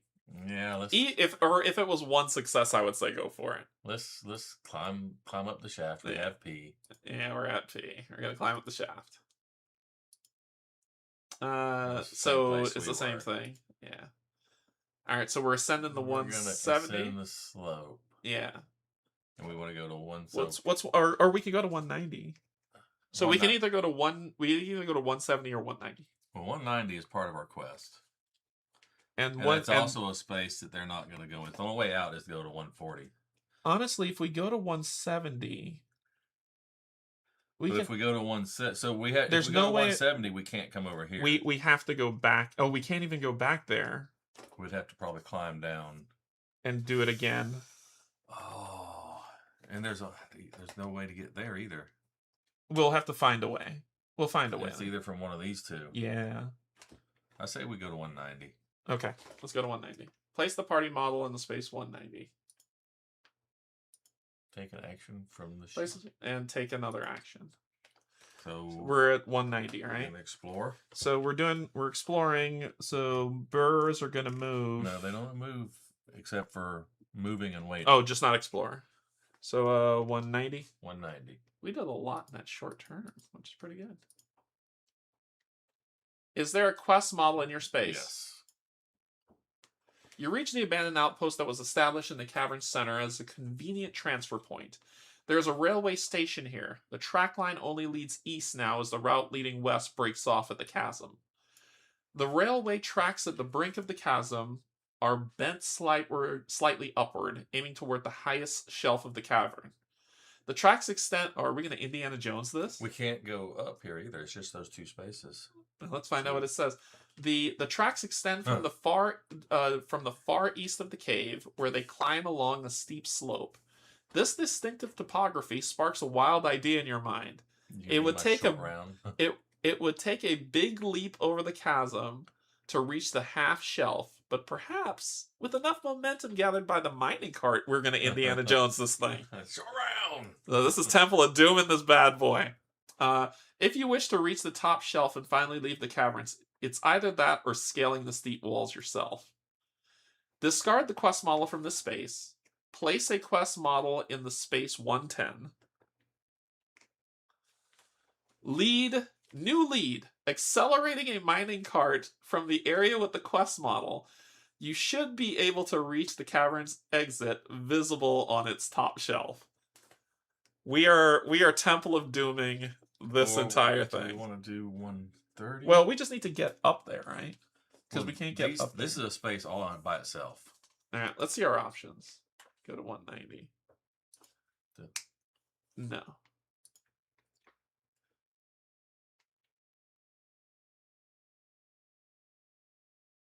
Okay. The outpost was established in the cavern center as a convenient transfer point. There's a railway station, likely one of many within a large mining operation network. The track line now leads only east as the route leading west breaks off at the chasm. The facility was abandoned long ago and the building is partially ruined. A platform of an old mining elevator looms above, halted midway during its last course. Behind the outpost, you notice numerous piles of stones. A narrow, barely visible path leads towards the nearby waterfall. So, do we have G? No. We don't. So we can investigate the facility. We can examine the pile of stones. We can examine the tracks. We can examine the elevator. Admire the waterfall, which could be the look down thing. Could be. Or we can leave. Well, if we're not planning on going back down, unless we decide to risk it, I kind of want to, because this is going to take us out. I kind of want to get up here to do this one. Yeah, there's a ton of stuff to do here. So that would be the elevator. Do you want to investigate the facility first? We can. All right. I mean, we're just investigating it, right? We're not doing anything. Right. But it's got a mark, so it's something important, I would think. Yeah. We could examine the piles of stones. We could examine the tracks. Or we can examine the elevator. Let's do the facility first. Okay.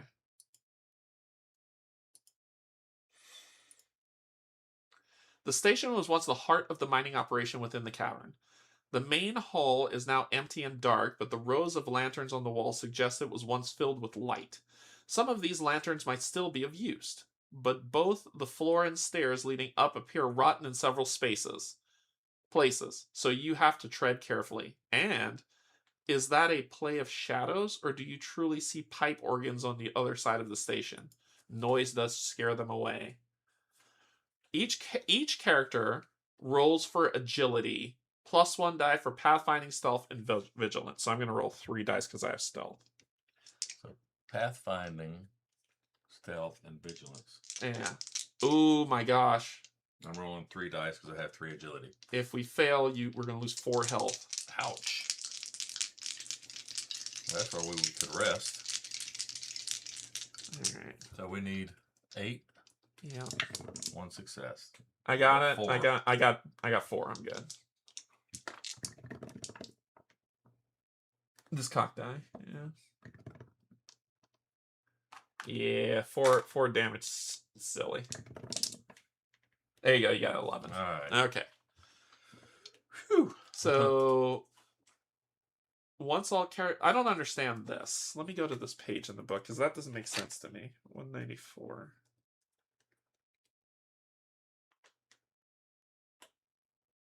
Okay, so we're gonna do nothing happens. All right. Cool.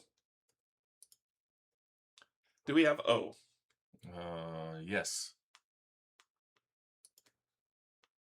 You can imagine the clamor such an instrument could produce, especially in a cave. This might be the very cause of the burrow's noise-related affliction. It's likely why the beasts avoid the outpost and the miners' belongings, even long after the last tune was played. Perhaps the pipes will still cry out occasionally, revived by a stray of gust of wind, or a pebble falling from the ceiling, sparking terror in yet another generation of burrowers. That's the agitation. Yeah. So we can look around, take a lantern with light. Which would give us more movement. We could take the lantern, take a lantern if you don't have one and choose again. So we can get the lantern. So is that a square? It's a circle. So it's a basic item. Yep. Which is this light shade. No, it's what I have. It's mine. It's a starter item. Yeah. It's a hand item, and I have room to carry it. Yep.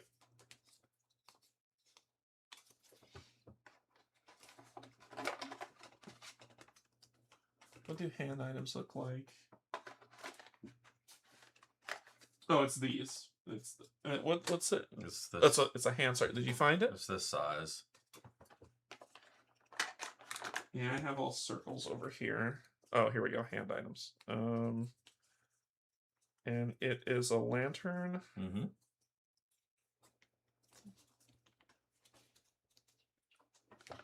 Okay.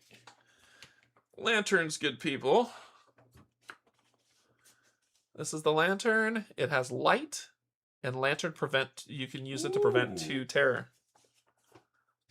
Look at that. Okay. When you gain 2 terror, prevent 2 terror. And then choose again. All right, so we have a lantern. We can examine the organ, bury the facility, roll for intelligence, arcana, or engineering, and if we have H, we don't. So it would be an 11, and you need 3 successes. Yeah. Go to the first floor. So we can walk up the thing instead of using the elevator. But there's the stairs are... You want to examine the organ? Let's examine the organ.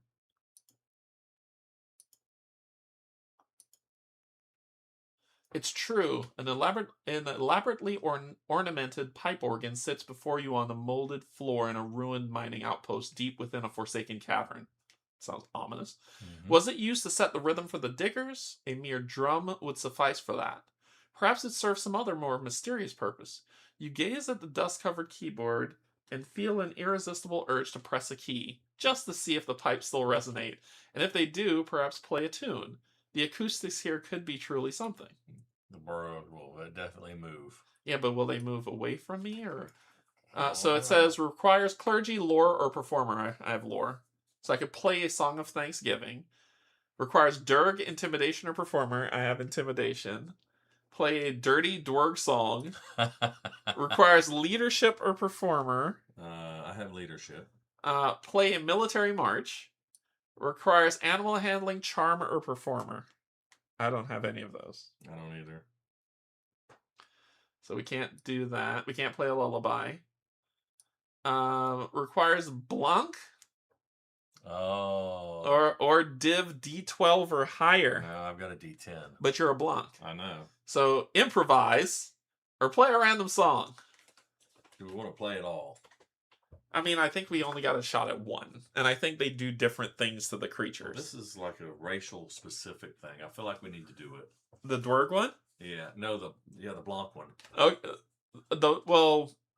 I thought you meant like... requires Blanc. Improvise? Yeah, it requires Blanc or Div D12 or higher. I'm Blanc. I have Okay, so D12. you're the party leader. I'm saying Dorg, you're saying Blanc. What is your choice? Blanc. I'm gonna use it. I'm gonna use it. Okay, we're going Blanc. Just because I'm a Blanc. Blank. You have the keyword too as your race. No, blank is the keyword large. It says requires Blank. as a. And Is that the keyword? no, I don't think so. Because like the other ones require Dwerg. Oh, gotcha. So that's a race or keyword. All right, here we go.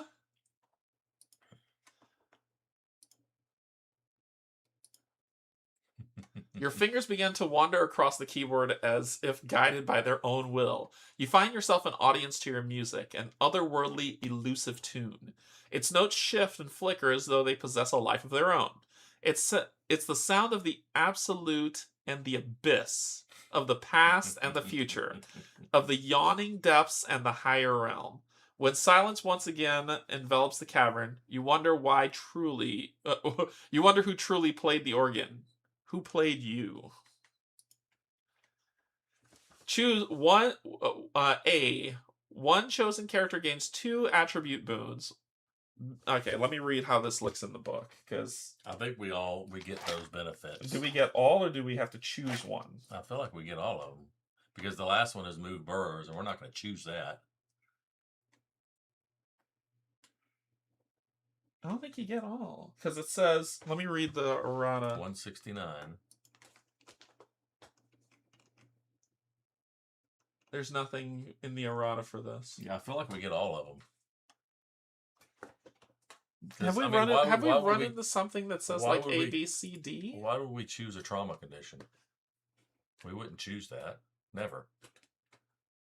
So Okay. I feel like we get all of them. Okay, here we go. And please tell yes, Neothep's saying all of them as well. One chosen character gains 2 attribute boons of their choice. Okay. That's you. You want me to get them? Yeah, if we have to fight, it's better you have them than me. I'm gonna get a strength. Because I can give you more. Strength and an agility. Yeah, I'll give you more. So I think you're fine. Oh, that's div. Is it on strength? What's this one? Agility. Yeah. So +1 strength. Uh-huh.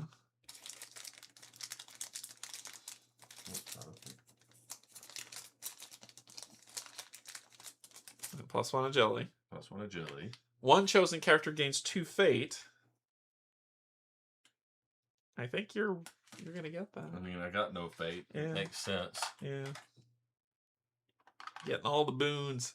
One chosen character moves 2 action cards to their pouch. Moves 2 action cards to their pouch. So you're losing 2 action cards. Let me see if I can help in any way.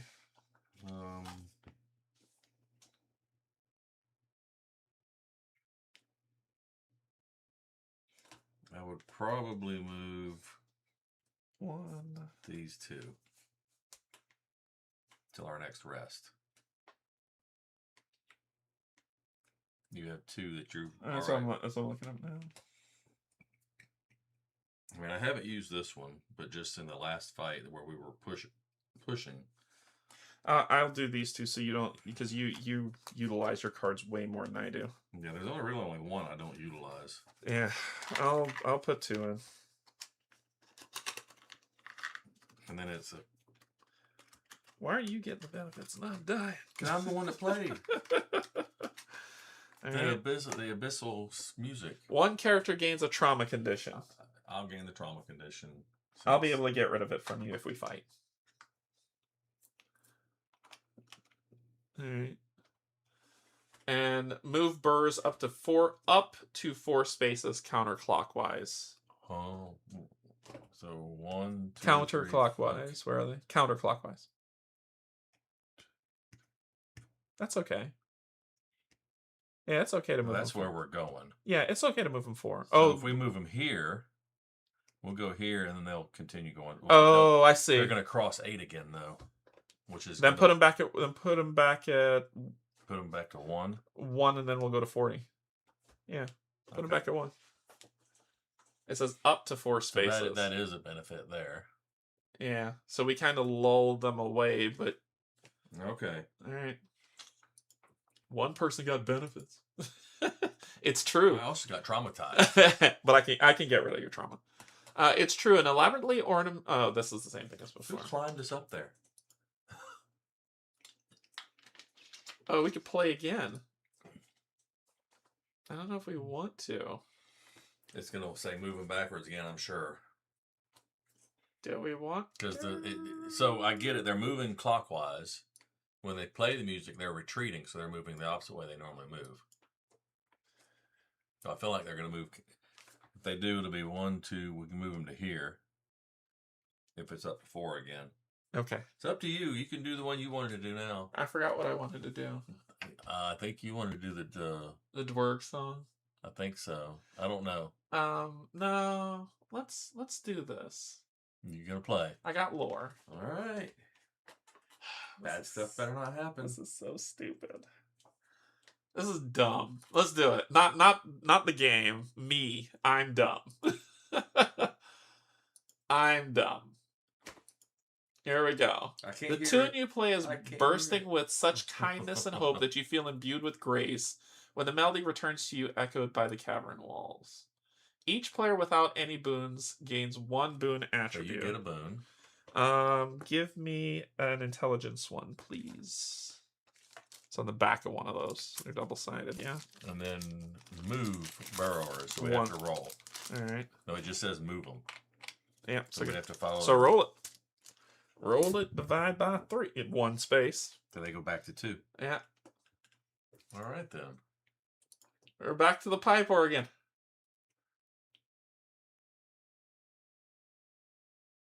I mean, we could. We only can't play one thing. Let's do the leadership one. Sure. Let's. We're entertaining ourselves. It's been a rough day. It's been a rough day.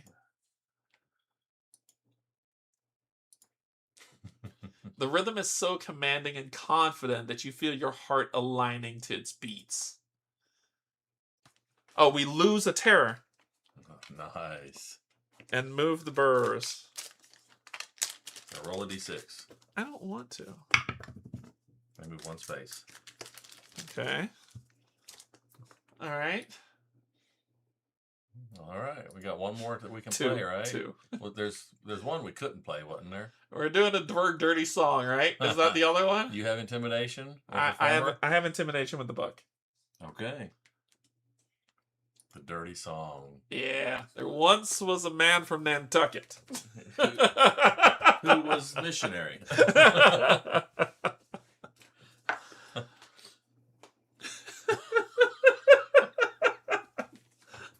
I just thought of the sheep joke.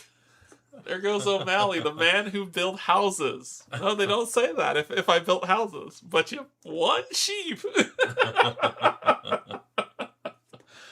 Don't be insulting our Derek. Our Derek is not dumb. He'd be smart. Oh my gosh.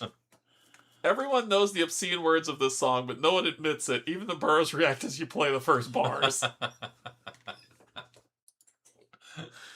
Each character gains 2 attribute boons and 1 terror. All right, so I gain 1 attribute boon because I would gain 2 and then lose 1 from gaining the terror. Yes, so you won't gain the terror. So I gain 1 attribute. 1 attribute boon. Give me. Well, you're gonna get 2. Yeah. And then you gained your terror. Yeah. So give me. I want to go for another strength. I'm gonna do agility and intelligence again. There's agility. Agility and intelligence again. Here's 1 for your intelligence. Yeah.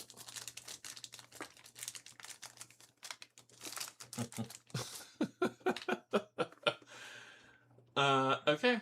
Move the burrs. 1. Okay. All right. There's only 1 song left. Is there 1 more we can play? Yeah. Play a random song. Oh, play random sounds? Ooh. That might be bad. I don't think we need to do random sounds. Okay. Let's leave. Let's leave. All right, so now That was incredible. Oh, that was incredible. We got to do 190 again if we want to go up. Yes. And the most they can move is what? If I roll a 6 divided by 3, 1. So the most they're moving is 1? Well, 6 divided by 3 is 2. Sorry, 2. So the most they can move is 2, which means we could get to 140. Yeah. So we got to do 190 to get to 140. Okay.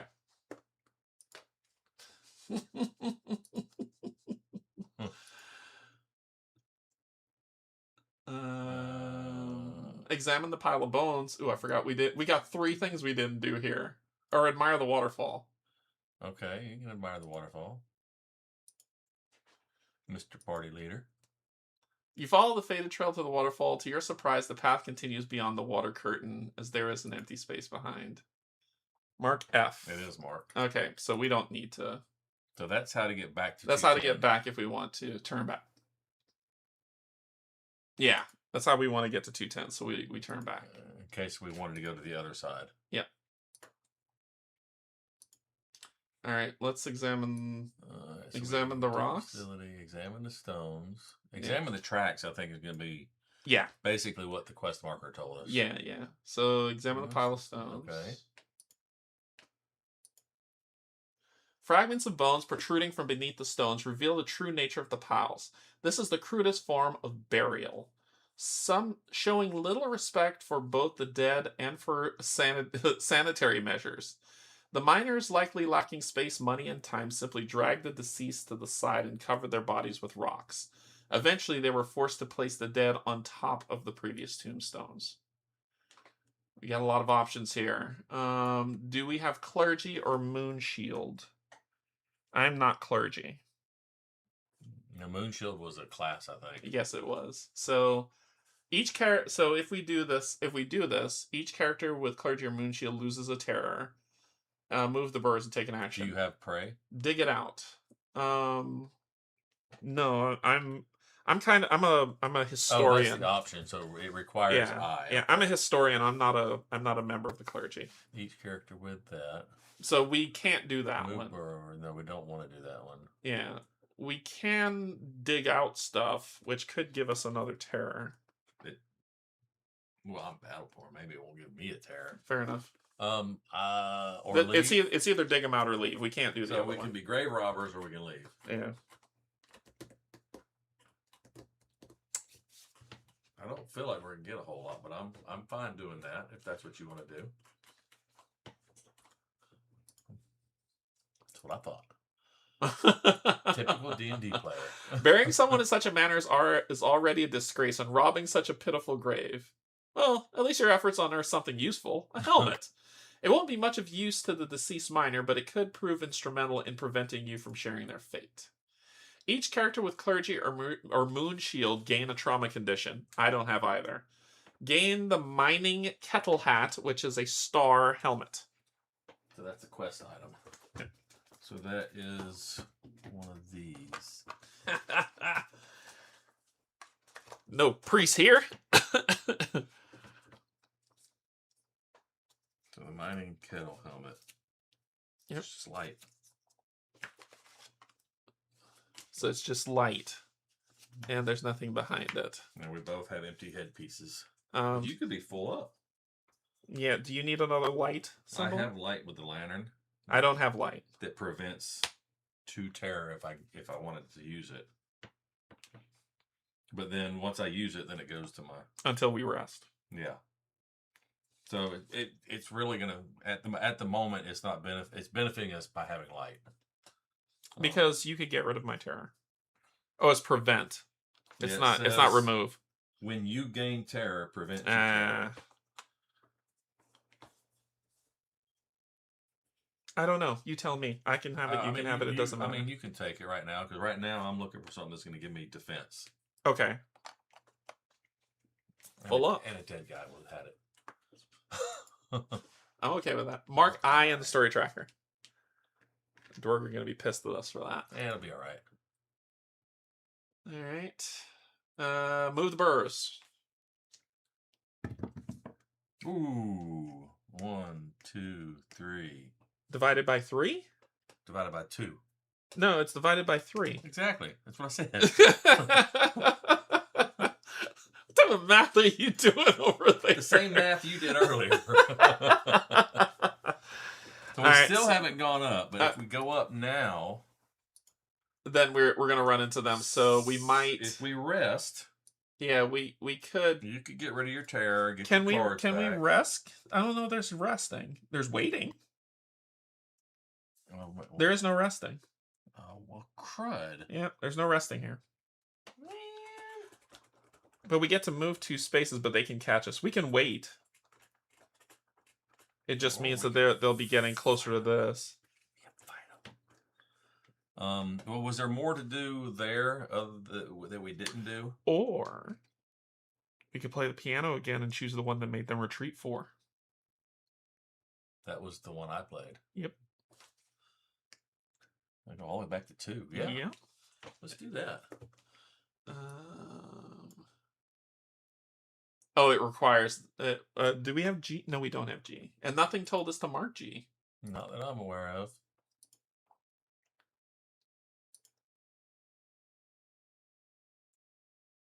You got to pass this test. Oh, each character has to pass this test. Why do we have to do it multiple times? Didn't we have something that should have marked G? Are you sure it was this that had the organs? Yeah. Like if we do this, I'll go back to it. I just want to do this. Oh. Examine the organ. So we need to go back and do the agility. But my thing is, why didn't it tell us to mark G? I don't know. Maybe we didn't do the right thing. Maybe marking G is destroying the facility.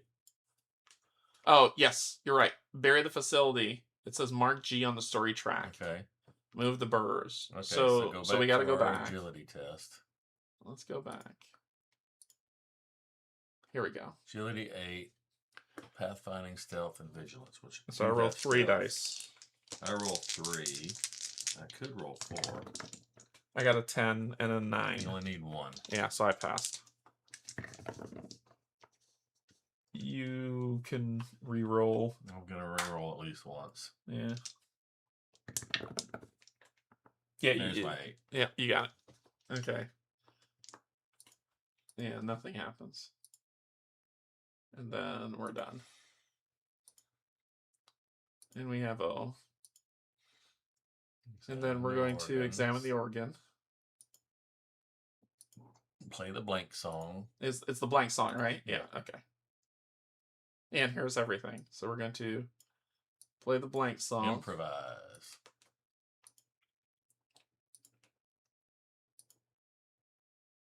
And then Oh, we're gonna gain stuff too. one chosen character gains 2 attribute boons. Can it be me so I could get rid of this terror? Yeah, because you'll get rid of it and then gain 1. Yep. So And I would be losing 1. and you you're gonna lose 2 action cards. I can't lose anymore. That's fine. So I'll gain. Well, I'm gonna gain. You want the fate or you want me to get it? Gain the. I mean, you played the song. Gain the fate. I'll There's gain 2 the. action cards. I'll gain the trauma condition. I'm gonna lose that one. I'm gonna do an agility. I'm gonna do strength because something tells me I'm gonna need something. Strength or agility to climb this stupid thing, right? Well, let me do agility. And I'm gonna get rid of smash. Do another agility. And I have furious attacks, which lets me roll my. Hand me the defeat trauma. die. You're gonna take the trauma this time. Yeah, because 2 trauma on you is not good. If we fight, I can get rid of it. 2 any condition on us ain't good. Yeah. And then move both up to 2 spaces. 4. Yep. So 1, 5, 2, 4, 3, 2. 4. Now we got space to breathe. There we go. Now we can leave. Now we gotta. Let's leave. Well, we gotta climb up something or another yeah. to leave, Yeah. and then go back to 190. Yep. And now it's The elevator. I think there was something in the facility about it, but I don't want to pass the things again. yeah, it's another check, right? Do the examine the elevator. Because that's got to be the way up.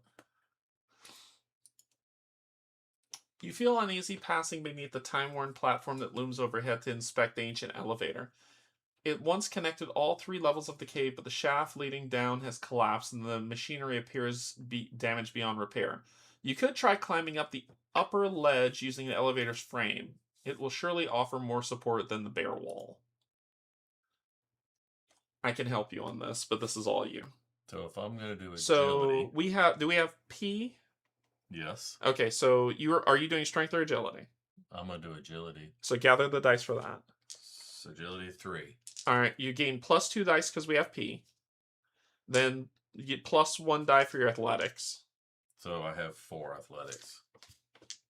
And I have city born, so I'm going to roll 1 die. So that's 9 die. Yeah, and you need... You want to roll first? And you need 2 successes. And you need 10. So there's 1 success. There's 1 success. Double. Double. And fate. There you go. Place the party model in space 140. And move the burrs. So 3 divided by 3 is 1. Alright, then we're back to actions. So we're gonna look at 140. Yeah.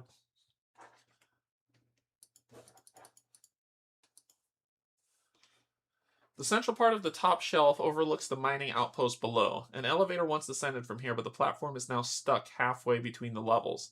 Empty trolleys, some barrels, and crates of mining equipment still sit by the ledge waiting to be brought down. The elevator crew used to camp in this place. Remnants of their tents are scattered around the long, cold fire pit. Now it seems only the burros dwell down here.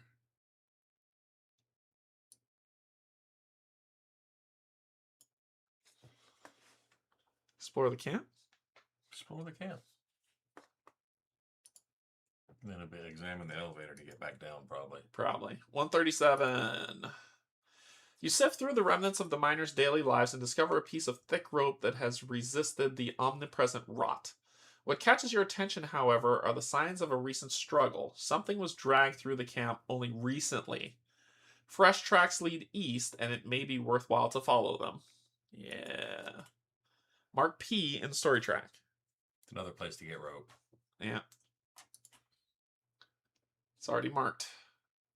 Take an action on the sheet. Move? Yep. Alright, move the burrowers. Divided by 3. 1. Yeah. So they're only going to move 2 on a... Yeah. It'll be a 5. 5 or 6. 5 or 6 is a 2, yeah. Alright, we're doing what? 130? 130. And remember, we have light now, right? We can move 2 spaces if we want. And I is marked. This is J. Oh, that's J. Yeah, J is not marked. Is there a quest? Yes. Arriving at the easternmost side of the cavern's top shelf, you hear a loud crack underfoot. The ground here is covered with bones and other uneaten remains of various creatures. As you lift your gaze, you realize the entrances to the burrows yawn around you like dozens of vigilant eyes. One cavity is noticeably larger than the others. You've previously discovered the burrow's den. However, only a few beasts linger at the moment, probably driven away by the water gushing from the nearly submerged central cavity that's flooding the entire area. You're quite certain that the burrows aren't aquatic creatures. Discard a quest model from this space. No, we do not have E. No, yes, we do have E. Why is it not? Oh, it's marked. We don't. Sorry. No, we don't have E. Okay then. You be smart. We do have. No, we don't have. We J. don't have J. Is there a quest model in the space? Not anymore. Right. Well, that didn't do nothing. So we can. We got options now. Explore the burrs. Explore the cavity. We do not have N, so examine the remains. Maybe you will find something from the caravan. We will examine the remains. That sounds like a plan to me. We've already dug through graves, so might as well. Maybe you will find someone from your caravan. Go to 151. It's hard to navigate the burrow's den without stepping on remains of their prey. Some are old and dry, others relatively fresh.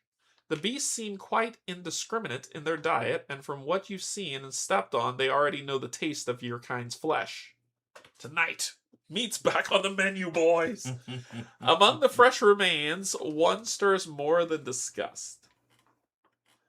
Memories flock back as you turn to the body face up. This man was part of your caravan. He was the one who stepped forward right at the beginning of the ambush, arms raised in surrender, shouting something to the attackers, and he was the first to die. If you have nothing in E. We have E. Okay, continue. Mark N in the story track. Continue. As you gaze at the silent, lifeless burrow's nest, the grim truth dawns on you. You are the sole survivor. No one else from your caravan made it. All that remains is finding a way to safely escape the caravan. Or the cavern, sorry. Take an action on the sheet. Alright, now we gotta ramp out of here. I guess we gotta move back to 140. And then we gotta do And one. then we gotta move the burrowers. Yeah. 1. And then we gotta examine the elevator 140 again. to go down. Yeah.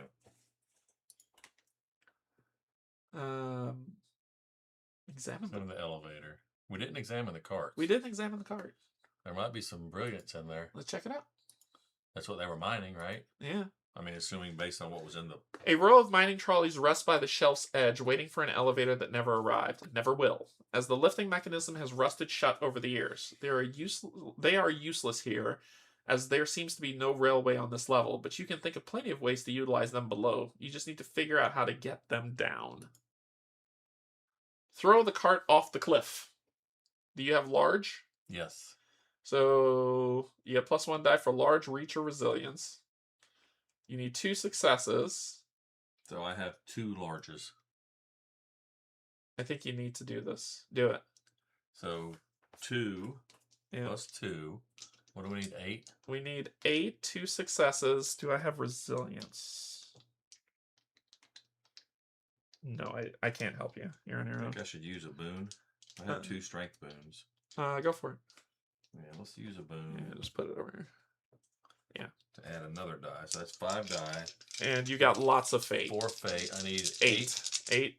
You need 2 8s or higher. 10 and 11. You're good. Okay. Reroll that cock die, see if you get a fate. Okay. No, and we're right back to 11. Place a marker in the space with 190. And move the burrs.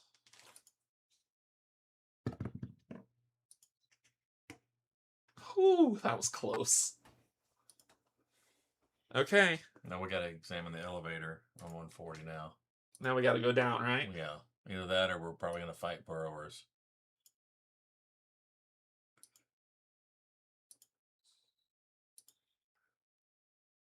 The old mining elevator is permanently out of service. Its machinery is rusted through and the platform remains forever stuck between the caverns. However, you can use its frame embedded in a wall to climb down. We have... Alright, so I can do this. I can help. I think. I can help. Agility of 3. You need 2 successes, so it's Plus agility. 2 for P. Yeah, and I have 1 for stealth. And then that's all I have. So go ahead And we roll. need an 8? 8. There you go. No, that's a 6. That's a fail for you. So I'll unless gain a you want to fate. re-roll. No, give me a fate. Yeah, we're beyond good. Well, these 2 are caught. Roll him to see if you get some fate. So that was... No, and no. So we pass with double crits. So place the... It was a double crit. That's why I said we pass with the... Technically. Oh, it was a yeah, double yeah. crit. So place the party model in the space with 190. Which we did pass. And we're going to move the burrowers. You roll. 6. All right. We're going to 1 next, which is Well, we're trying to get out of here, right? Play the organ. I don't want any more trauma. I think we're good. Oh, yeah. I think we're good. 190. 190. Is that to push the thingy? No, there's not a quest. No quest marker. I'm looking to see if there's a. No, we don't need to Examine. investigate the facility. We can we can examine the tracks, which I think is what we have. Probably need to examine the tracks now. Yeah. The tracks up west. The tracks up west end abruptly over a gaping chasm, but the route continues eastward, and the branches near the cavern's wall. One line ascends steeply alongside it. Requires a marker in this space. Yeah. Push the cart east. Discard one marker from this space and place one in the space with 110. You may place the party marker in the space with 110. So it's time to get out of here. All right, so if we go there, they could move, or we could wait. Oh. So you want to just leave and wait twice and then do it, or do you want? Or it could be wait once, depending on how we roll. Let's do it. Leave. Continue. No. Yeah, because we could get caught up in this. It's either that, or we'll get caught up in a battle. Yeah. Leave. So we're gonna wait. All right. So move burrs. Which will move. No, not yet. Oh yeah, cross the cross that goes to 3. So now we're dividing by 2. Yeah. So now we're waiting again. We're waiting again. And we're moving 1 again. And that's all we needed. And then now we're gonna do. Now we're gonna do 190. I almost forgot about the wait action. Good reminder. Examine the tracks. Okay, so now we're going to discard one marker from the space and place one marker in space 110, and you may place the party model in space 110. Okay. And then take an action on the sheet. Where the action's now 110. We're gonna do 110. Yeah. We're gonna explore.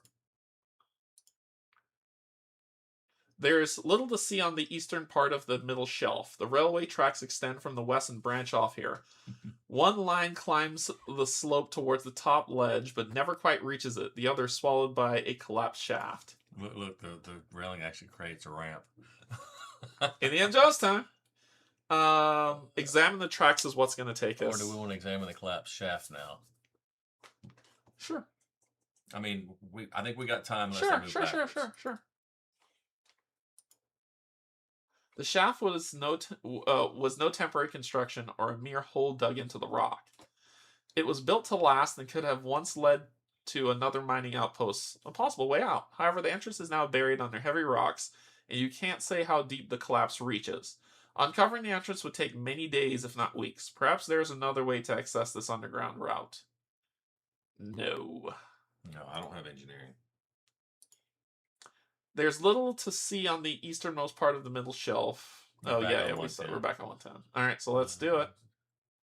The exploration is so different this campaign. The last one was so rushed. Yeah. So far, yeah. We Yeah, just so started, far, though. Yeah. It's only our second sheet. The railway separates here. One line of tracks vanishes beneath the heap of rocks spilled from the collapsed tunnel. The other stretches along the cave's wall, climbing a steep ridge, but ultimately reaching a dead end. Far to the west, beyond the mining outpost, the track suddenly breaks at a gaping chasm. Requires a quest model and a marker in the space. We have that, yeah. Carry out the plan. Push the cart west. It's just like moving it. Yeah. We don't need to do that. We're going to carry out the plan. We're carrying out the plan. Sounds like a plan to me. Love it when a plan comes together. 141. After pushing the mining cart to the top of the steep ridge, you take a moment to review your plan and survey the route ahead. From this vantage point, the chasm you hope to leap across appears dauntingly wider. A seed of doubt sprouts in your mind. All right. Whew. Speed up using powder. We didn't get the powder. We didn't get the powder. Oh, it could have blasted us forward. Yes, it could have. Oh, that would have been on. Decide to get in the cart. Roll charisma. +1 die for large or leadership. And we need 2. So I can add 2 dice because I have 2 That sounds good to me. I only have leadership once. Let's do it. So what are we doing? Charisma? So Charisma 10. rolling 4 plus 1. I'm at 5. Chicken out. Each character gains terror. I have 5. Yeah. You roll first since you're helping. So 10. 2. That's what we needed. Let's see if I get some fade. 3, 4, 5. Yeah, we got enough. All because I'm large. See this big dude behind me? Are you crazy? I'm not scared. Short rounds in front of me. Come on, let's go. The cart speeds along the tracks, creaking horribly and startling the burrs. Then it flies. Oh, this is gonna be incredible. Oh, We already did that. Get a 121. The cart's rear axle hits the very edge of the ledge upon landing.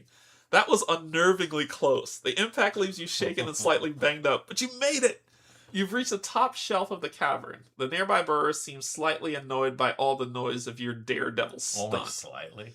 Each character loses 2 health and gains 1 terror. So down to 6. And I'll lose... You just lose a boon. I'll lose an intelligence. Place the party model in space 200. Move burrs. Yeah, and it's divided by 2. So, Yeah. well, we're safe there anyways. Yep. Take an action on the sheet. 200. 200. Ooh. The western side of the top shelf is the highest point of the cavern, a location you hoped would provide a means of escape. The round hole in the ceiling, which you noticed from the cavern's bottom during your initial survey of the area, is likely a well shaft, and there is indeed a loose rope hanging from it. The rope stretches all the way to the ground, where a few crates and barrels have been stacked together. You would ignore the lazy stream pooling into a shallow, muddy pond and head directly for the rope, were it not for the damp, sandy mound at its edge. Something disturbingly akin to an extended hand protrudes from its surface. Oh.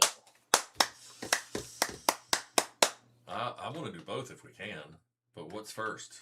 In case we can't. The hand. Loot or gore? I'm always about loot. The hand? The loot is the barrel, gore is the hand. Well, if we examine the ropes and barrel, we can see what happens. But something happened Examine with the rope and hand. barrel is probably going to get out. So let's do the hand. Yeah? Okay. I'm so nervous. You approach the mound. The humanoid hand is stiff, frozen in a painful grip. Whoever this unfortunate soul was, there is little you can do for them now. They're already buried. Yes, I have medicine. I have medicine. I have medicine as well. I have medicine on my battle board. The hand is still lukewarm, indicating they died no more than a few hours ago. You have survival? I have survival. Burying their prey in mounds like this is typical for burrowers who prefer their meals to be slightly tenderized by decay. The cavern suddenly echoes with shrieks. Their source is unnervingly close, you realize. The burrowers are irked, hungry, and clearly done with carefully stalking you around the cave. There's only one way to escape the pack now, and you'd better hurry.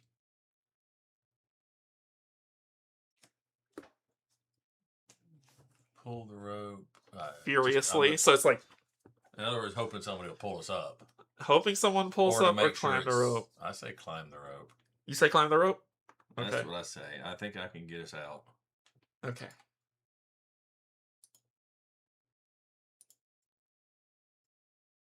We don't have V. No. As you climb and reach the cavern ceiling where the well shaft begins, you hear sounds of commotion from above. A head appears as a dot high up in the opening, observing your desperate efforts to ascend. No! No, no, no, no! Get your ass back down and hook the rest of the supplies, a woman shouts hoarsely. At least the damn barrels will pull you up then. Jump down and attach remaining supplies. This is a strength check with athletics, sleight of hand, and stealth. I can help you with 1. We need 4 successes. And 2, we would gain an injury. We need 4 successes, and I can do 1 roll. I can help you so with strength and athletics. I can roll 3 for strength, 4 for 7. I say we go for it. What do you think? Sure. So jump down, attach remaining supplies. Let's do it. All All right. right.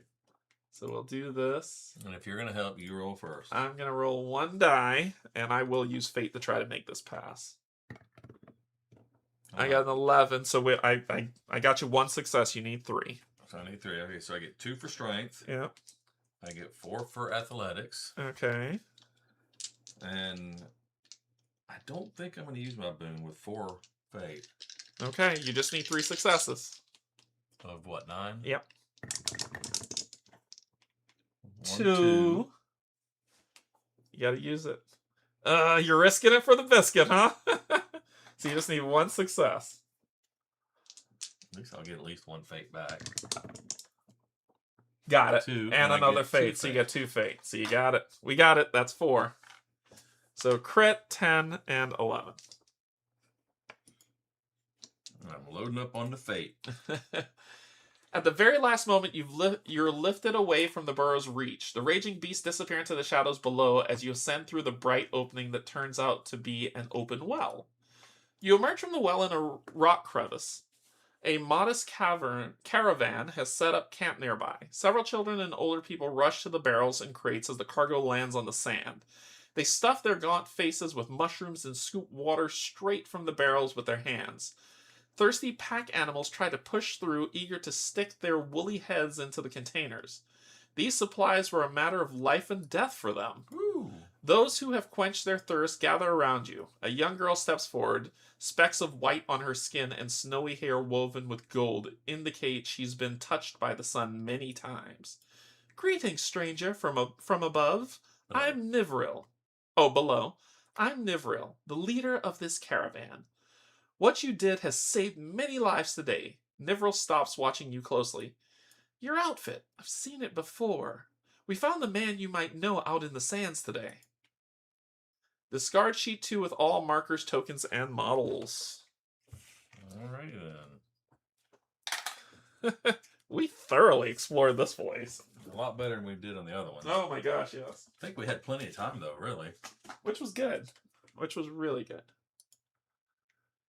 Mark V in the story track if it's not marked. We also got a lot more markers. Yeah, we did.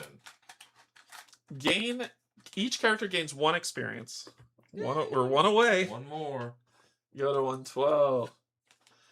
Nivril leads you to a secluded nook at the edge of the camp. A young man rests here, his gaze absent, unaware of your arrival. Yet the sight of a flickering brilliance mesh cape hanging from his shoulders brings a string of memories.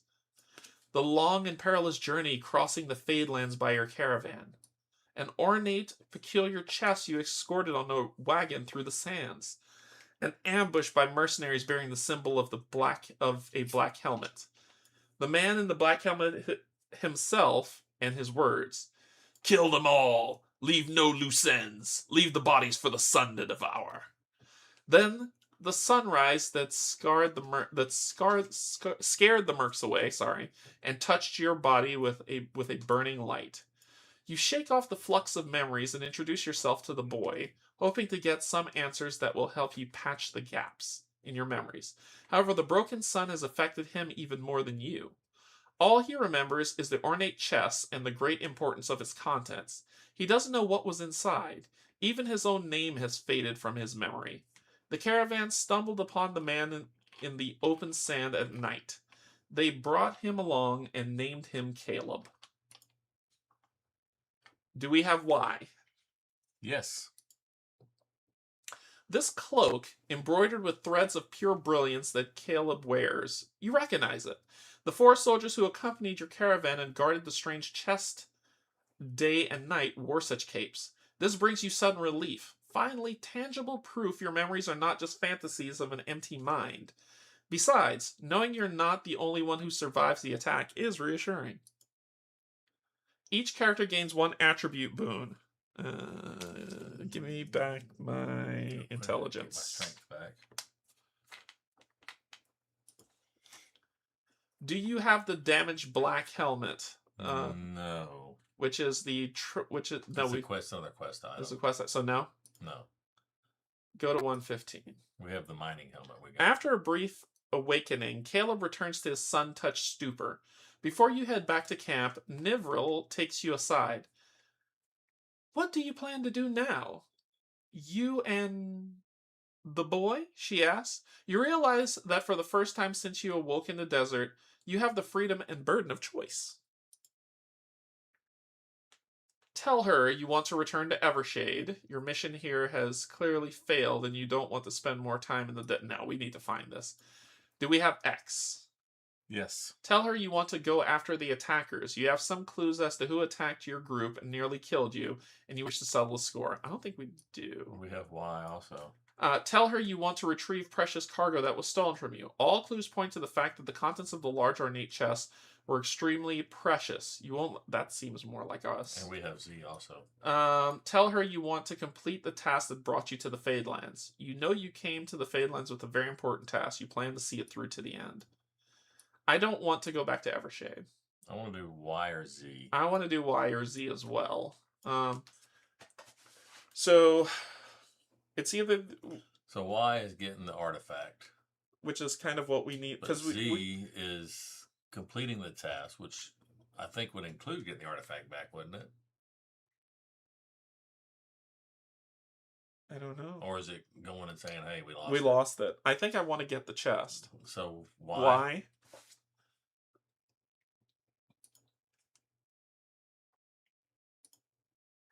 All clues point to the fact that the contents of large ornate chests were extremely precious. You won't let a prize like that escape your grasp. Nivril nods like someone who spent too much time chasing the elusive riches of the Fadelands. I've heard many stories of treasures found in the expanse, things that fell to our world among the pieces of the higher realm. Statues made of pure brilliance, machines of intricate design unheard of in this world, pools of wild unclaimed divinum, and sealed tombs of the gods themselves. She pauses for a moment, gazing at the night sky above. Who knows what treasure you could have been carrying from the Fadelands? You're absolutely right to want to retrieve it. If I were in your place, I would start at Pelican Outpost in the Sunwreck Expanse, the only market in this place of the waste. Whoever robbed you will likely resupply or sell the loot there, and if they had trained Fade Rays, I'd say they came from the outpost. That's where we're headed to. I'll throw in some extra coin if you help me protect my caravan on our way. Mm-hmm. Who knows when they might strike again? So, how about it? Want to stick with us? After a moment's thought, you agree to her proposal. Nivril shakes your hand and points you to a spot where you can set up camp and rest. Oh my god. Go to 825. Huh? You set up camp with the rest of the caravan. As you try to sleep, a troubling thought strikes you. You have at least a faint idea of some scenes and moments the Broken Sun has faded away from your mind, but is there something that's gone completely? Is there a dangerous unknown you are not even aware of? You try to calm yourself. You're still 3 days away from Pelican Outpost with a treacherous journey ahead. It's better to focus on the here and now. Each character gains an XP. Hey, so we got 6, and we go back to 1. So we gain the thing. Go Right back before to we rest. Right before we rest. The player with the decision token passes it to you. Remove the following marks from the story tracker. From A to F. From H to J. So I is gone. L. N. And N to Q. L and N to Q. And W. Place the camp sheet on the board and resolve the camp phase. Alright. Alrighty. I want to get rid of Terra, but I also want to figure out my pet. Yeah, you and me both.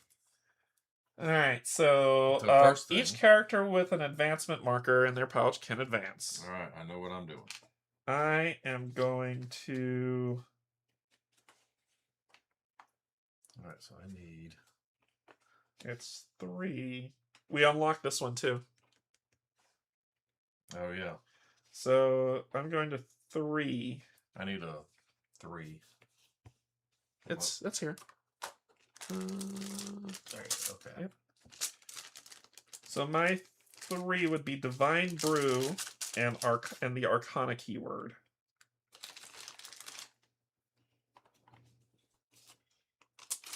So I got that. I get the resilience keyword, and I upgrade my endurance. All right. Let me. Too much going on. All right, hold on. I did that because I wanted strength. Okay, so let me take care of you. What do you need? I need the resilience keyword. Resilience keyword. Okay. And then upgrade my endurance. Which I think I go straight to the best endurance. Keyword is a skill, right? Yes. Resilience. Which would have helped last time. So you resilience keyword and what else? Upgrading endurance. I get rid of this and I get the next one up. Or I get the top one if you look in the player's handbook.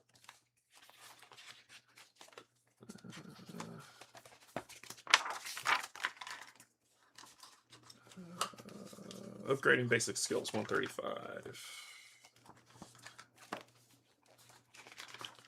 All right, so you're upgrading endurance to exceptional endurance BO2, which I think is because I can upgrade to any of them that are above it. I think that's what I read. And you're upgrading endurance. Let's show this to the people. Show this to our cool people. So you're upgrading to exceptional endurance. Against attack on self, roll strength. Prevent the number of successes +1 damage, and take a terror. No, and heal a terror. Is that heal a terror? It says and 1 terror. Prevent. Prevent. Yeah, the other one was. It's not heal, just prevent. Yeah, the other one was just one or the other. Okay, this is both. Prevent. Thank you. All right. Is there anything else I need to give you? You said it was that and that. And that's it. So +1 strength, resilience, upgrade endurance. Okay. So and I get this back. So for me, I'm gonna go 3, 5, 7. Yep. So I'm gonna go 3 on mine. That gave us 5 upgrades, which opens up a new slot. I'm gonna get my 2 lost back, which would be Flame Bolt and Summon for Trial. And then I also gain the Arcana keyword. Hey! Finally got it. I finally got it.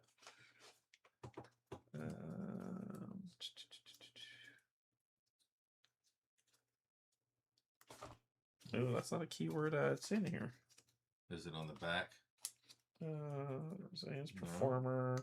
Arcana should be in there. Pathfinding, medicine. Oh no, I see him. Alchemy. And then I have a question for you based on what I saw in a playthrough. Arcana. Ah, and I just lost it. Arcana. I gain Arcana. And I gain Divine Brew. P51. Oh, that's one of your sub ones, ain't it? Yep. So Divine Brew. Self or person or party member in range 1, roll for charisma and divinum. +2 dice for alchemy clergy, +1 die for arcana or medicine. Stabilize or heal the number of the divinum that you roll. And what happens here when it flips? Start of the activation, do not refresh. Okay, so this is a perma heal. Start of your activation, do not refresh this card unless you pay 2 fate. But I can at least heal with this. Okay. So, and this is going to go in my 5 slot because it's a support, and the 5 slot can support that. So I got more abilities. Making sure I got everything. Yep. Okay, I'm good. What's up? So I'm going to equip this in the newly unlocked slot. Okay. The command. And it's roll for charisma. Okay. +1 die for leadership, which I do have. But the reason I'm adding it is because it says place a white activation token from supply on a character that has not been activated this round. End of your activation, activate that character. So I could get you to activate quicker, and when we reset, that white token goes back in the bag. Instead of going back to the supply. The playthrough I watched, that's how they did it. And I'm like, well, that's definitely going to There's a help. white activation token from the supply on a character that has not been activated this round. End your activation. It's a in combat. I mean, I've got an open That spot seems like anyways. something that I would want. Like I would use to activate you. You know, the only other thing I have is shoot, which I don't have a ranged Yeah, weapon. so you don't need that. Or my manic laugh, which is pushing. Okay, keep the command there. You might say, hey, only I could do this thing and you activate me. That's what I'm saying. I would do this as my last action, because then it says end your activation, Yeah. and then you get to go without Yeah. drawing from the bag. Yeah, that's fair. But Okay. we place a white one on there, Oh, yeah. and then it's one of those that I think I have to pay fate to renew. Yeah. So if I wanted to do it again to get more in the bag, I'd have Yeah. to pay fate. Yeah. I think it could It come could in be helpful. handy It could come in handy. in bigger fights. Yep. All right. So that was advancement. We heal to full health. Hey. Each character may re-equip. All right. So we can upgrade the camp. So you may build a new camp structure once per camp. We could go to P501. Well, here's the one drill. All right. So you're paying it? Yeah. I mean, you don't have any money. So. Well, let's see how much it costs in the advanced one. P what? 501. We get to upgrade basic or advanced, I think. There is no P. Oh. To build a new camp structure, lose 1 Brill and take a new basic. Take a new basic CO1, CO. Okay, so I gotta grab. Is there advanced ones in there? Or have you got that far yet? I haven't gotten that far yet. Okay. I haven't gotten that far yet. All right, so lots of stuff. Did I miss something? Is the plastic cover included? Yes. Yes.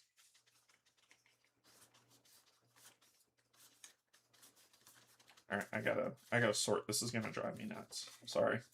This is something I did that was horrible, and it's driving me insane. You mix them all up. No, I didn't mix them all up. I put them out of order. These are the bottom.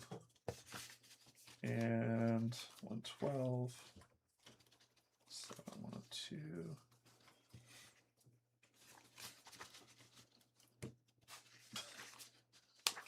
Now it's right. All right. So a new basic CO2, CO7, which is already out there. Is it? C10 Oh, it is. is already out there. Yep. C18, C19, C24 is already out Yeah, there. that's the campsite, I think. C27. Okay. All right.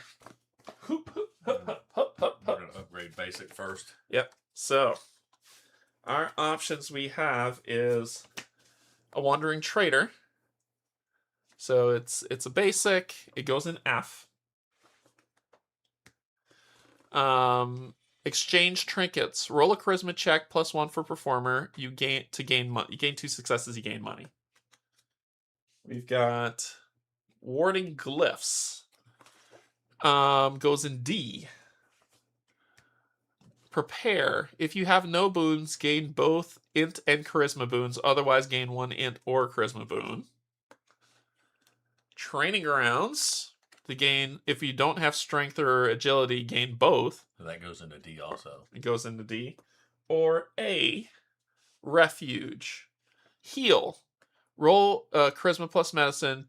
Chosen character discards 1 trauma condition. Ooh.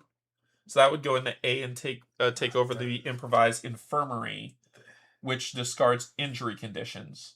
So, but what we do is when we upgrade it, this goes into our party thing and we can swap them out, can't we? I don't think so. I think we're... let me check what it says. Read specifically. And place it in the matching camp slot. If this slot already contains a card, move it to party inventory. Which means we can swap We can between. swap them out. Okay. They're all... The trauma condition one is the one that's important to me. So let's do that one first. Yeah. All right. So we're gonna definitely swap it out. 'cause Yep. Well, we we're gonna both have traumas, Yeah. So this is in our party, along with the campfire, right? Along with the campfire, which I'll put. which is right there. Yeah. Okay. And we can upgrade again if you want. So then it says you may. So that was you may upgrade. You may build a new camp structure. You may upgrade an existing. Once per camp. Yeah, you may upgrade an existing camp structure. Which is what we did. So we upgraded one. We didn't build a new one. That was an upgrade. That was a build. When I read 510, it was to build. So Because the other one's 502, and 502 says required an advanced adventure. To upgrade an existing.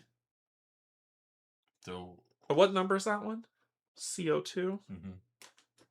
That's not part of the upgrades. So, okay, so how much is here's what this says. Requires an advanced adventure. To upgrade an existing basic camp structure, lose half the number of player brill, and take a new upgraded card. So, Which is this. So we would lose one. So we would lose one. Which is the last. Because it's half the number of players. Yes. And then we get completely different cards to upgrade. These are completely different cards. So should we have upgraded that one? Are we going to be replacing that one? I don't know. If we are, we can not upgrade it. And yeah, because we didn't know. Brill. Yeah, let's see what we got.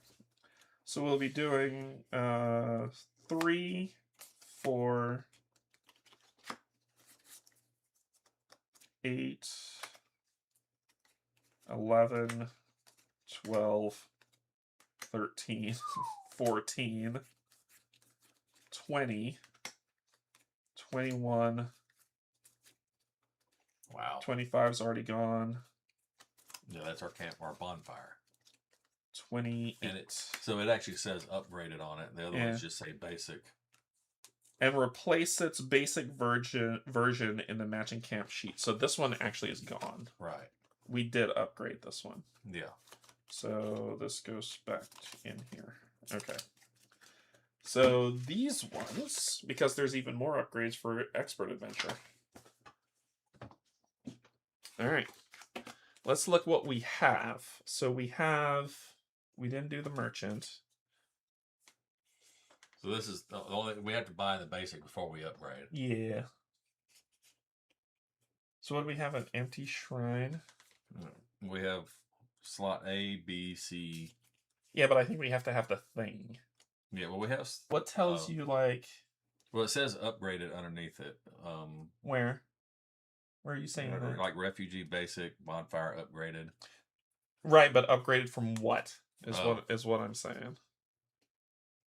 Like, for instance, let me show you what I'm talking about. So we have the improvised infirmary. Mm-hmm. This is what we already have, right?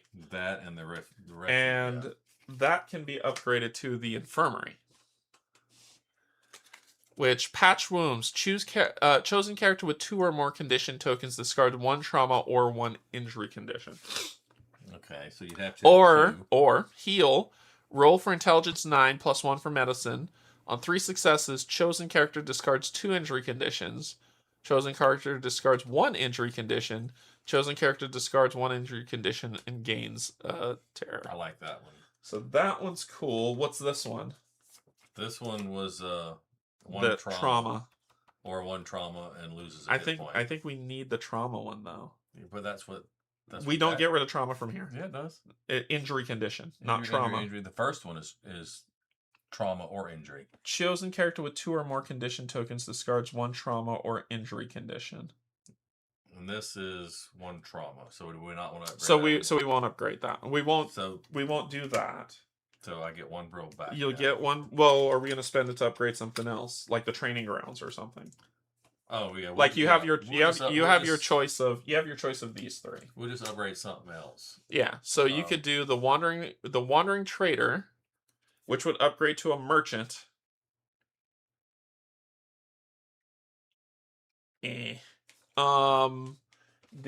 warding glyphs is the other ones are the boons. Yeah, but boons for you or boons for me. I'm looking for the upgrades of them.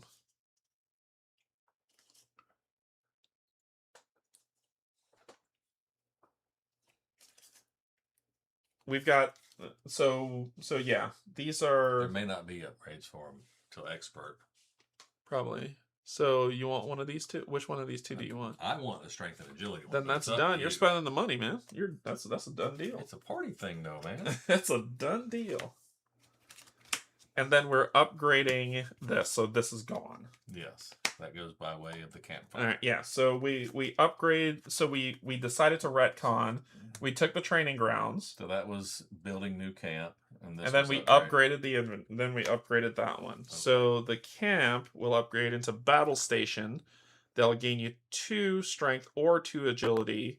2 strength and 2 agility boons. If you have no boons, you'll get 2 strength and 2 Oh, agility. the training ground. Yeah, the upgraded training grounds. Okay. And divide them between you and other characters. So that's the upgraded training grounds. Okay. The shrine has multiple things. We could be the Shrine of Luada. Pray. Roll for charisma and the Venum on a 9 plus 2 clergy. That you heal half your divinum and heal terror. Each character with 3 terror heals 1 terror, or you and each other character heals 1 terror. So that's terror heal. Shrine of Crefid, intelligence roll with +1 for clergy or lore. You gain fate equal to the number of characters on this card. Each other character gains 1 fate. The Notram one, to pray, athletics check. You gain 2 of those boons. Is that the super one, superior? Those are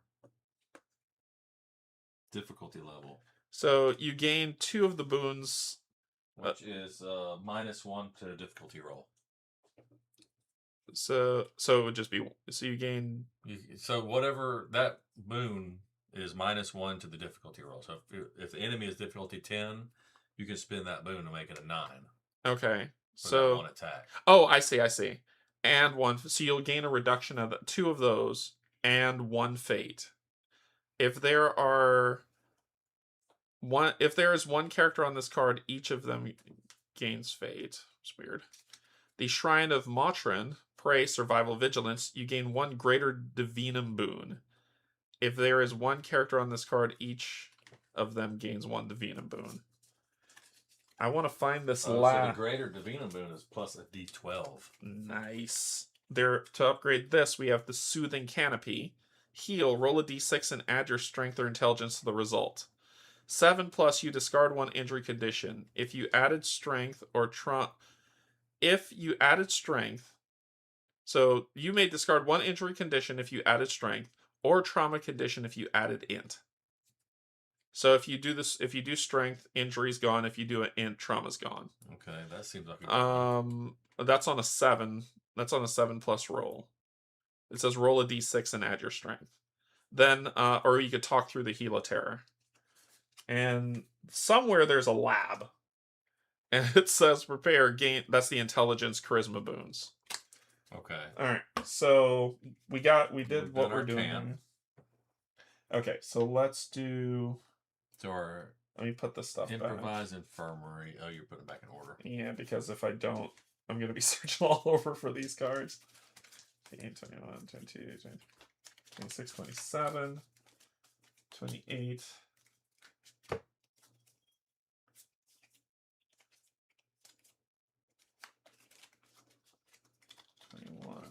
20 and 14, 13, 12, 11, 8, and finally 4. Okay. Okay. All right. So then you may recruit a companion once per camp phase. So that's where if we wanted to get a new companion. If your party has any free companion camp card slots, you may go to Chapter 6 Companions to pick a new companion, follow the first 2 steps. So we would have had to start without one. Yeah, pretty much. Okay, and we've done all that. You may replace camp cards for any matching the same that we have, but we did everything we need to do. Now we're doing our camp stuff. Oh, man. I mean, I have a trauma, but come on. I have a trauma too, but come on. All right. Spend some time. All right. We're both spending time with our pets. Read it. Read it. You or me first. I don't care. We'll go to you first. So 195. 195. Party leader first. I think that's in the app. Oh, it is? And it was, I think it was her reading it. Where you're selecting. No, so 195. The reason we just saw something that we're gonna read to y'all in a second. So 195. Yes. 195. If you are playing an advanced adventure, We are. go to 196. You wake just in time to catch the cold gleam of steel as a dagger hurtles towards your throat. It barely grazes your shoulder, though, as a piercing shriek echoes through the air and the unknown assassin vanishes, taken into the night along with the entire canvas of your tent. You spring to your feet and chase the sounds of tearing flesh and snapping bone. Upon arriving at the scene, you find the Drake Wolf has already mangled her victim beyond recognition. Good girl.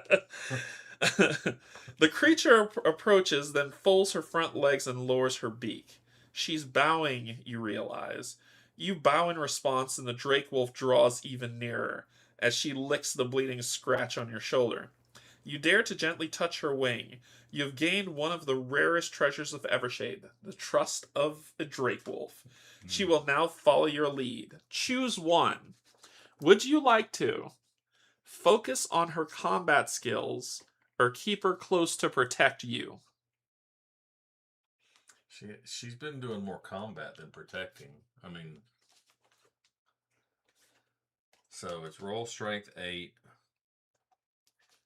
deal number of successes ignoring shield, or roll for strength against the threat, preventing all damage or preventing number of successes.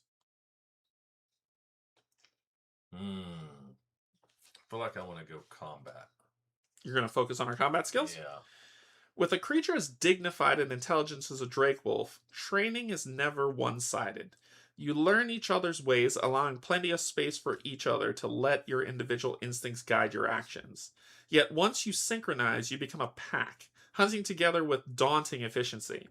The Drake Wolf tracks your prey, often soaring through the skies, blending seamlessly into the gray clouds.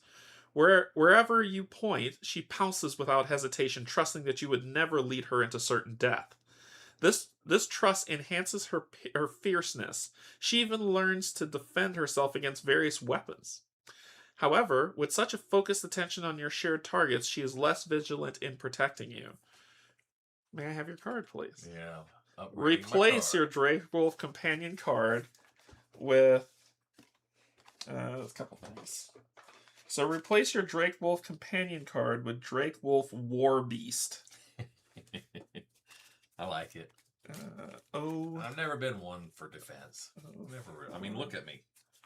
I have no defense. And I got to show the peoples your new card.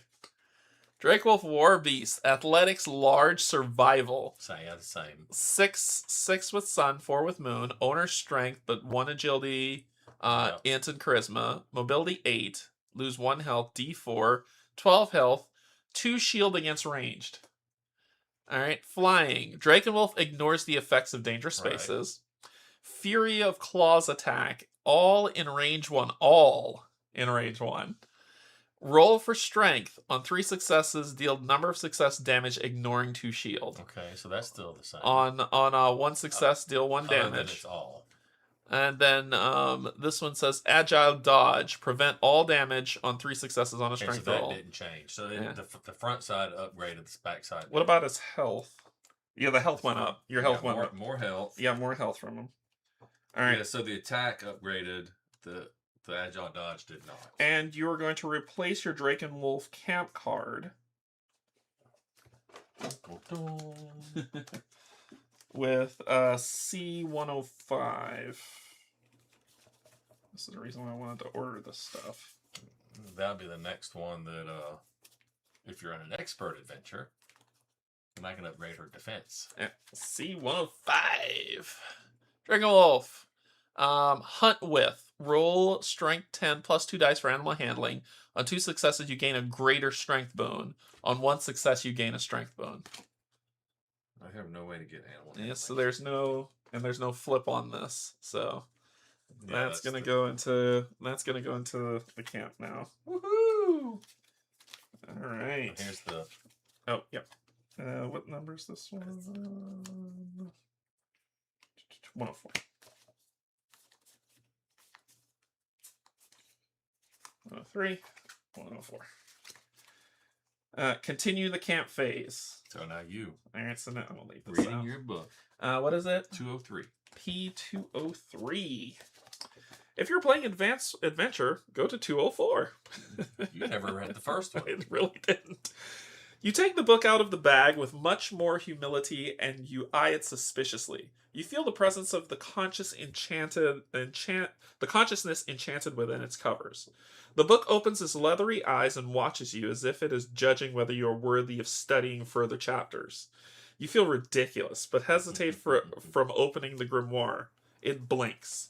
The leather-bound cover wrinkles and twists.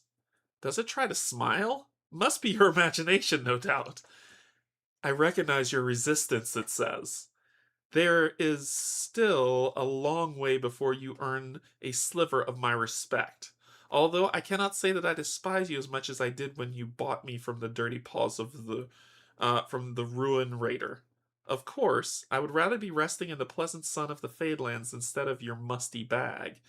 But, well, it is what it is.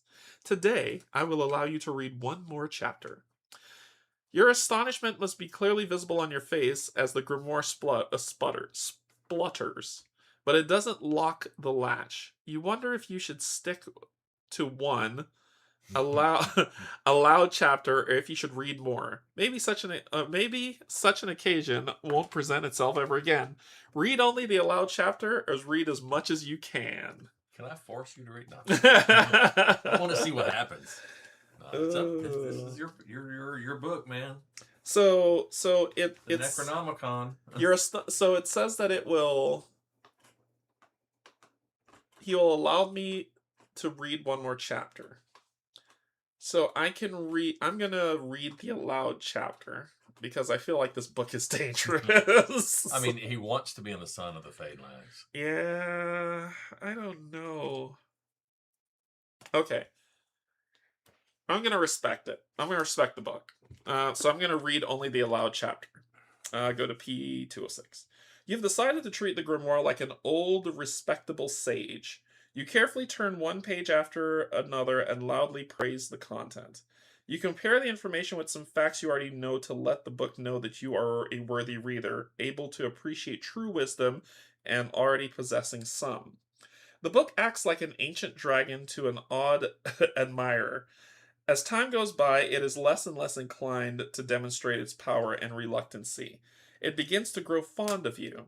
Soon it seems to guess what you are looking for and moves the pages of its own accord to show you what you might be interested in. However, it still doesn't allow you to delve into the final chapters where you believe the true knowledge lies. The bond between you and the grimoire thickens, but you cannot shake off the feeling that the real true knowledge will always be out of reach. Replace! Till the next adventure. Replace him with 049. So replace the Vestigal Grimoire with the Forbidden Grimoire, which is this guy. He has Intimidation, Investigation, Lore, and Vestigal. 1 moon, 1 sun. You gain more hit points. Gain my mobility 8. Doesn't. Alright, so he goes from 6 to 8. Open the book. Roll for int. +1 die. Party members in range 1. 2 successes. So it's still the same. I need to be able to open it no matter what. When I open it... wait, does it say anything I missed here? No. Okay. Once per turn activation, party members in range 4 from Grimoire may gain 1 terror to gain 2 chosen keywords until the end of the activation. That's up. Right? That's there too. No, it's on this one. Is it 2 or 1? Let's I thought see. it was 1. You're right. It's 1 to gain a chosen. Yep. And this you get to gain 2. You gain 2, and then reflective cover. Roll for intelligence 8. 2 successes prevent number of success damage, and then it's the same. So basically, it gives you an extra keyword if you use it. Yeah, pretty much. And there's your old one. 47. Ah. The other one of... Oh. Okay. Alright, so we're at a Forbidden Grimoire. And then I replace that with C112. 112. Which is that? Oh, you want to show it? Yeah. C112. Forbidden Grimoire. So try to open it. Roll for intelligence. +2. I now have Arcana. Arcana. So you gain 1 greater div boon or 1 greater int boon. You gain a terror. So the greater boons are +3. Yeah, but it also gives me a terror. But that's still good. All right. Yeah, can you throw that in there for me? And continue the camp phase. All right. So in any order each person resolves. So I take this back. And discard all models and markers. Return the camp phase to the sheet. Cool. All right. So this is what we saw when we pulled it up. Congratulations! You completed Act 1 of Chapter 1 of this adventure. Depending on your decisions, Act 2 can take from 2.5 to 4 hours. Before proceeding, ensure you have enough time and that none of you are tired. We are going to continue playing today, but we are going to pause here to stop the first stream. So we're going to have 2 streams today. We're going to stop here for this first one. We're going to go get some lunch and just kind of stretch our legs for a bit, and then we're going to come back and do at least one more to see how that goes. So cool. Yeah, so we finished the first act. Yay. So we're going to do continue when we get back. Good, then I can grab dinner. Yeah, so the plan is, I think last time we did about 2 hours, hour and a half. It was like an hour and a half is what it wound up being. So it's going to be between an hour and a half and 2 hours before we start the next one, because we're going to go leave the house and go get some food. But I'm going to load up this as soon as I get back. I'll load up the second stream. So, if you hit the flag button or reminder or whatever, when it comes up, it'll go. And when it goes live, you'll be notified, right? If you want to hit the subscribe button while you're there, but up to you, right? But we will be back today to play the next session. This was a lot of fun. What do you think of this? It was. It was just kind of a whole... It wasn't like combat. It was more story. I think it could have been combat if we run into the burrowers. But we were good at avoiding them. We avoided them? Yeah. Cool. All right. That's going to be all for right now. Not today. Just right now. We will be back. We'll be back in an hour and a half to 2 hours to play the next segment of Lands of Evershade. So thank you to patrons, subscribers, if you're now coming in to hang out. Until then, we love you, and there's absolutely nothing you can do about it. Bye, everybody.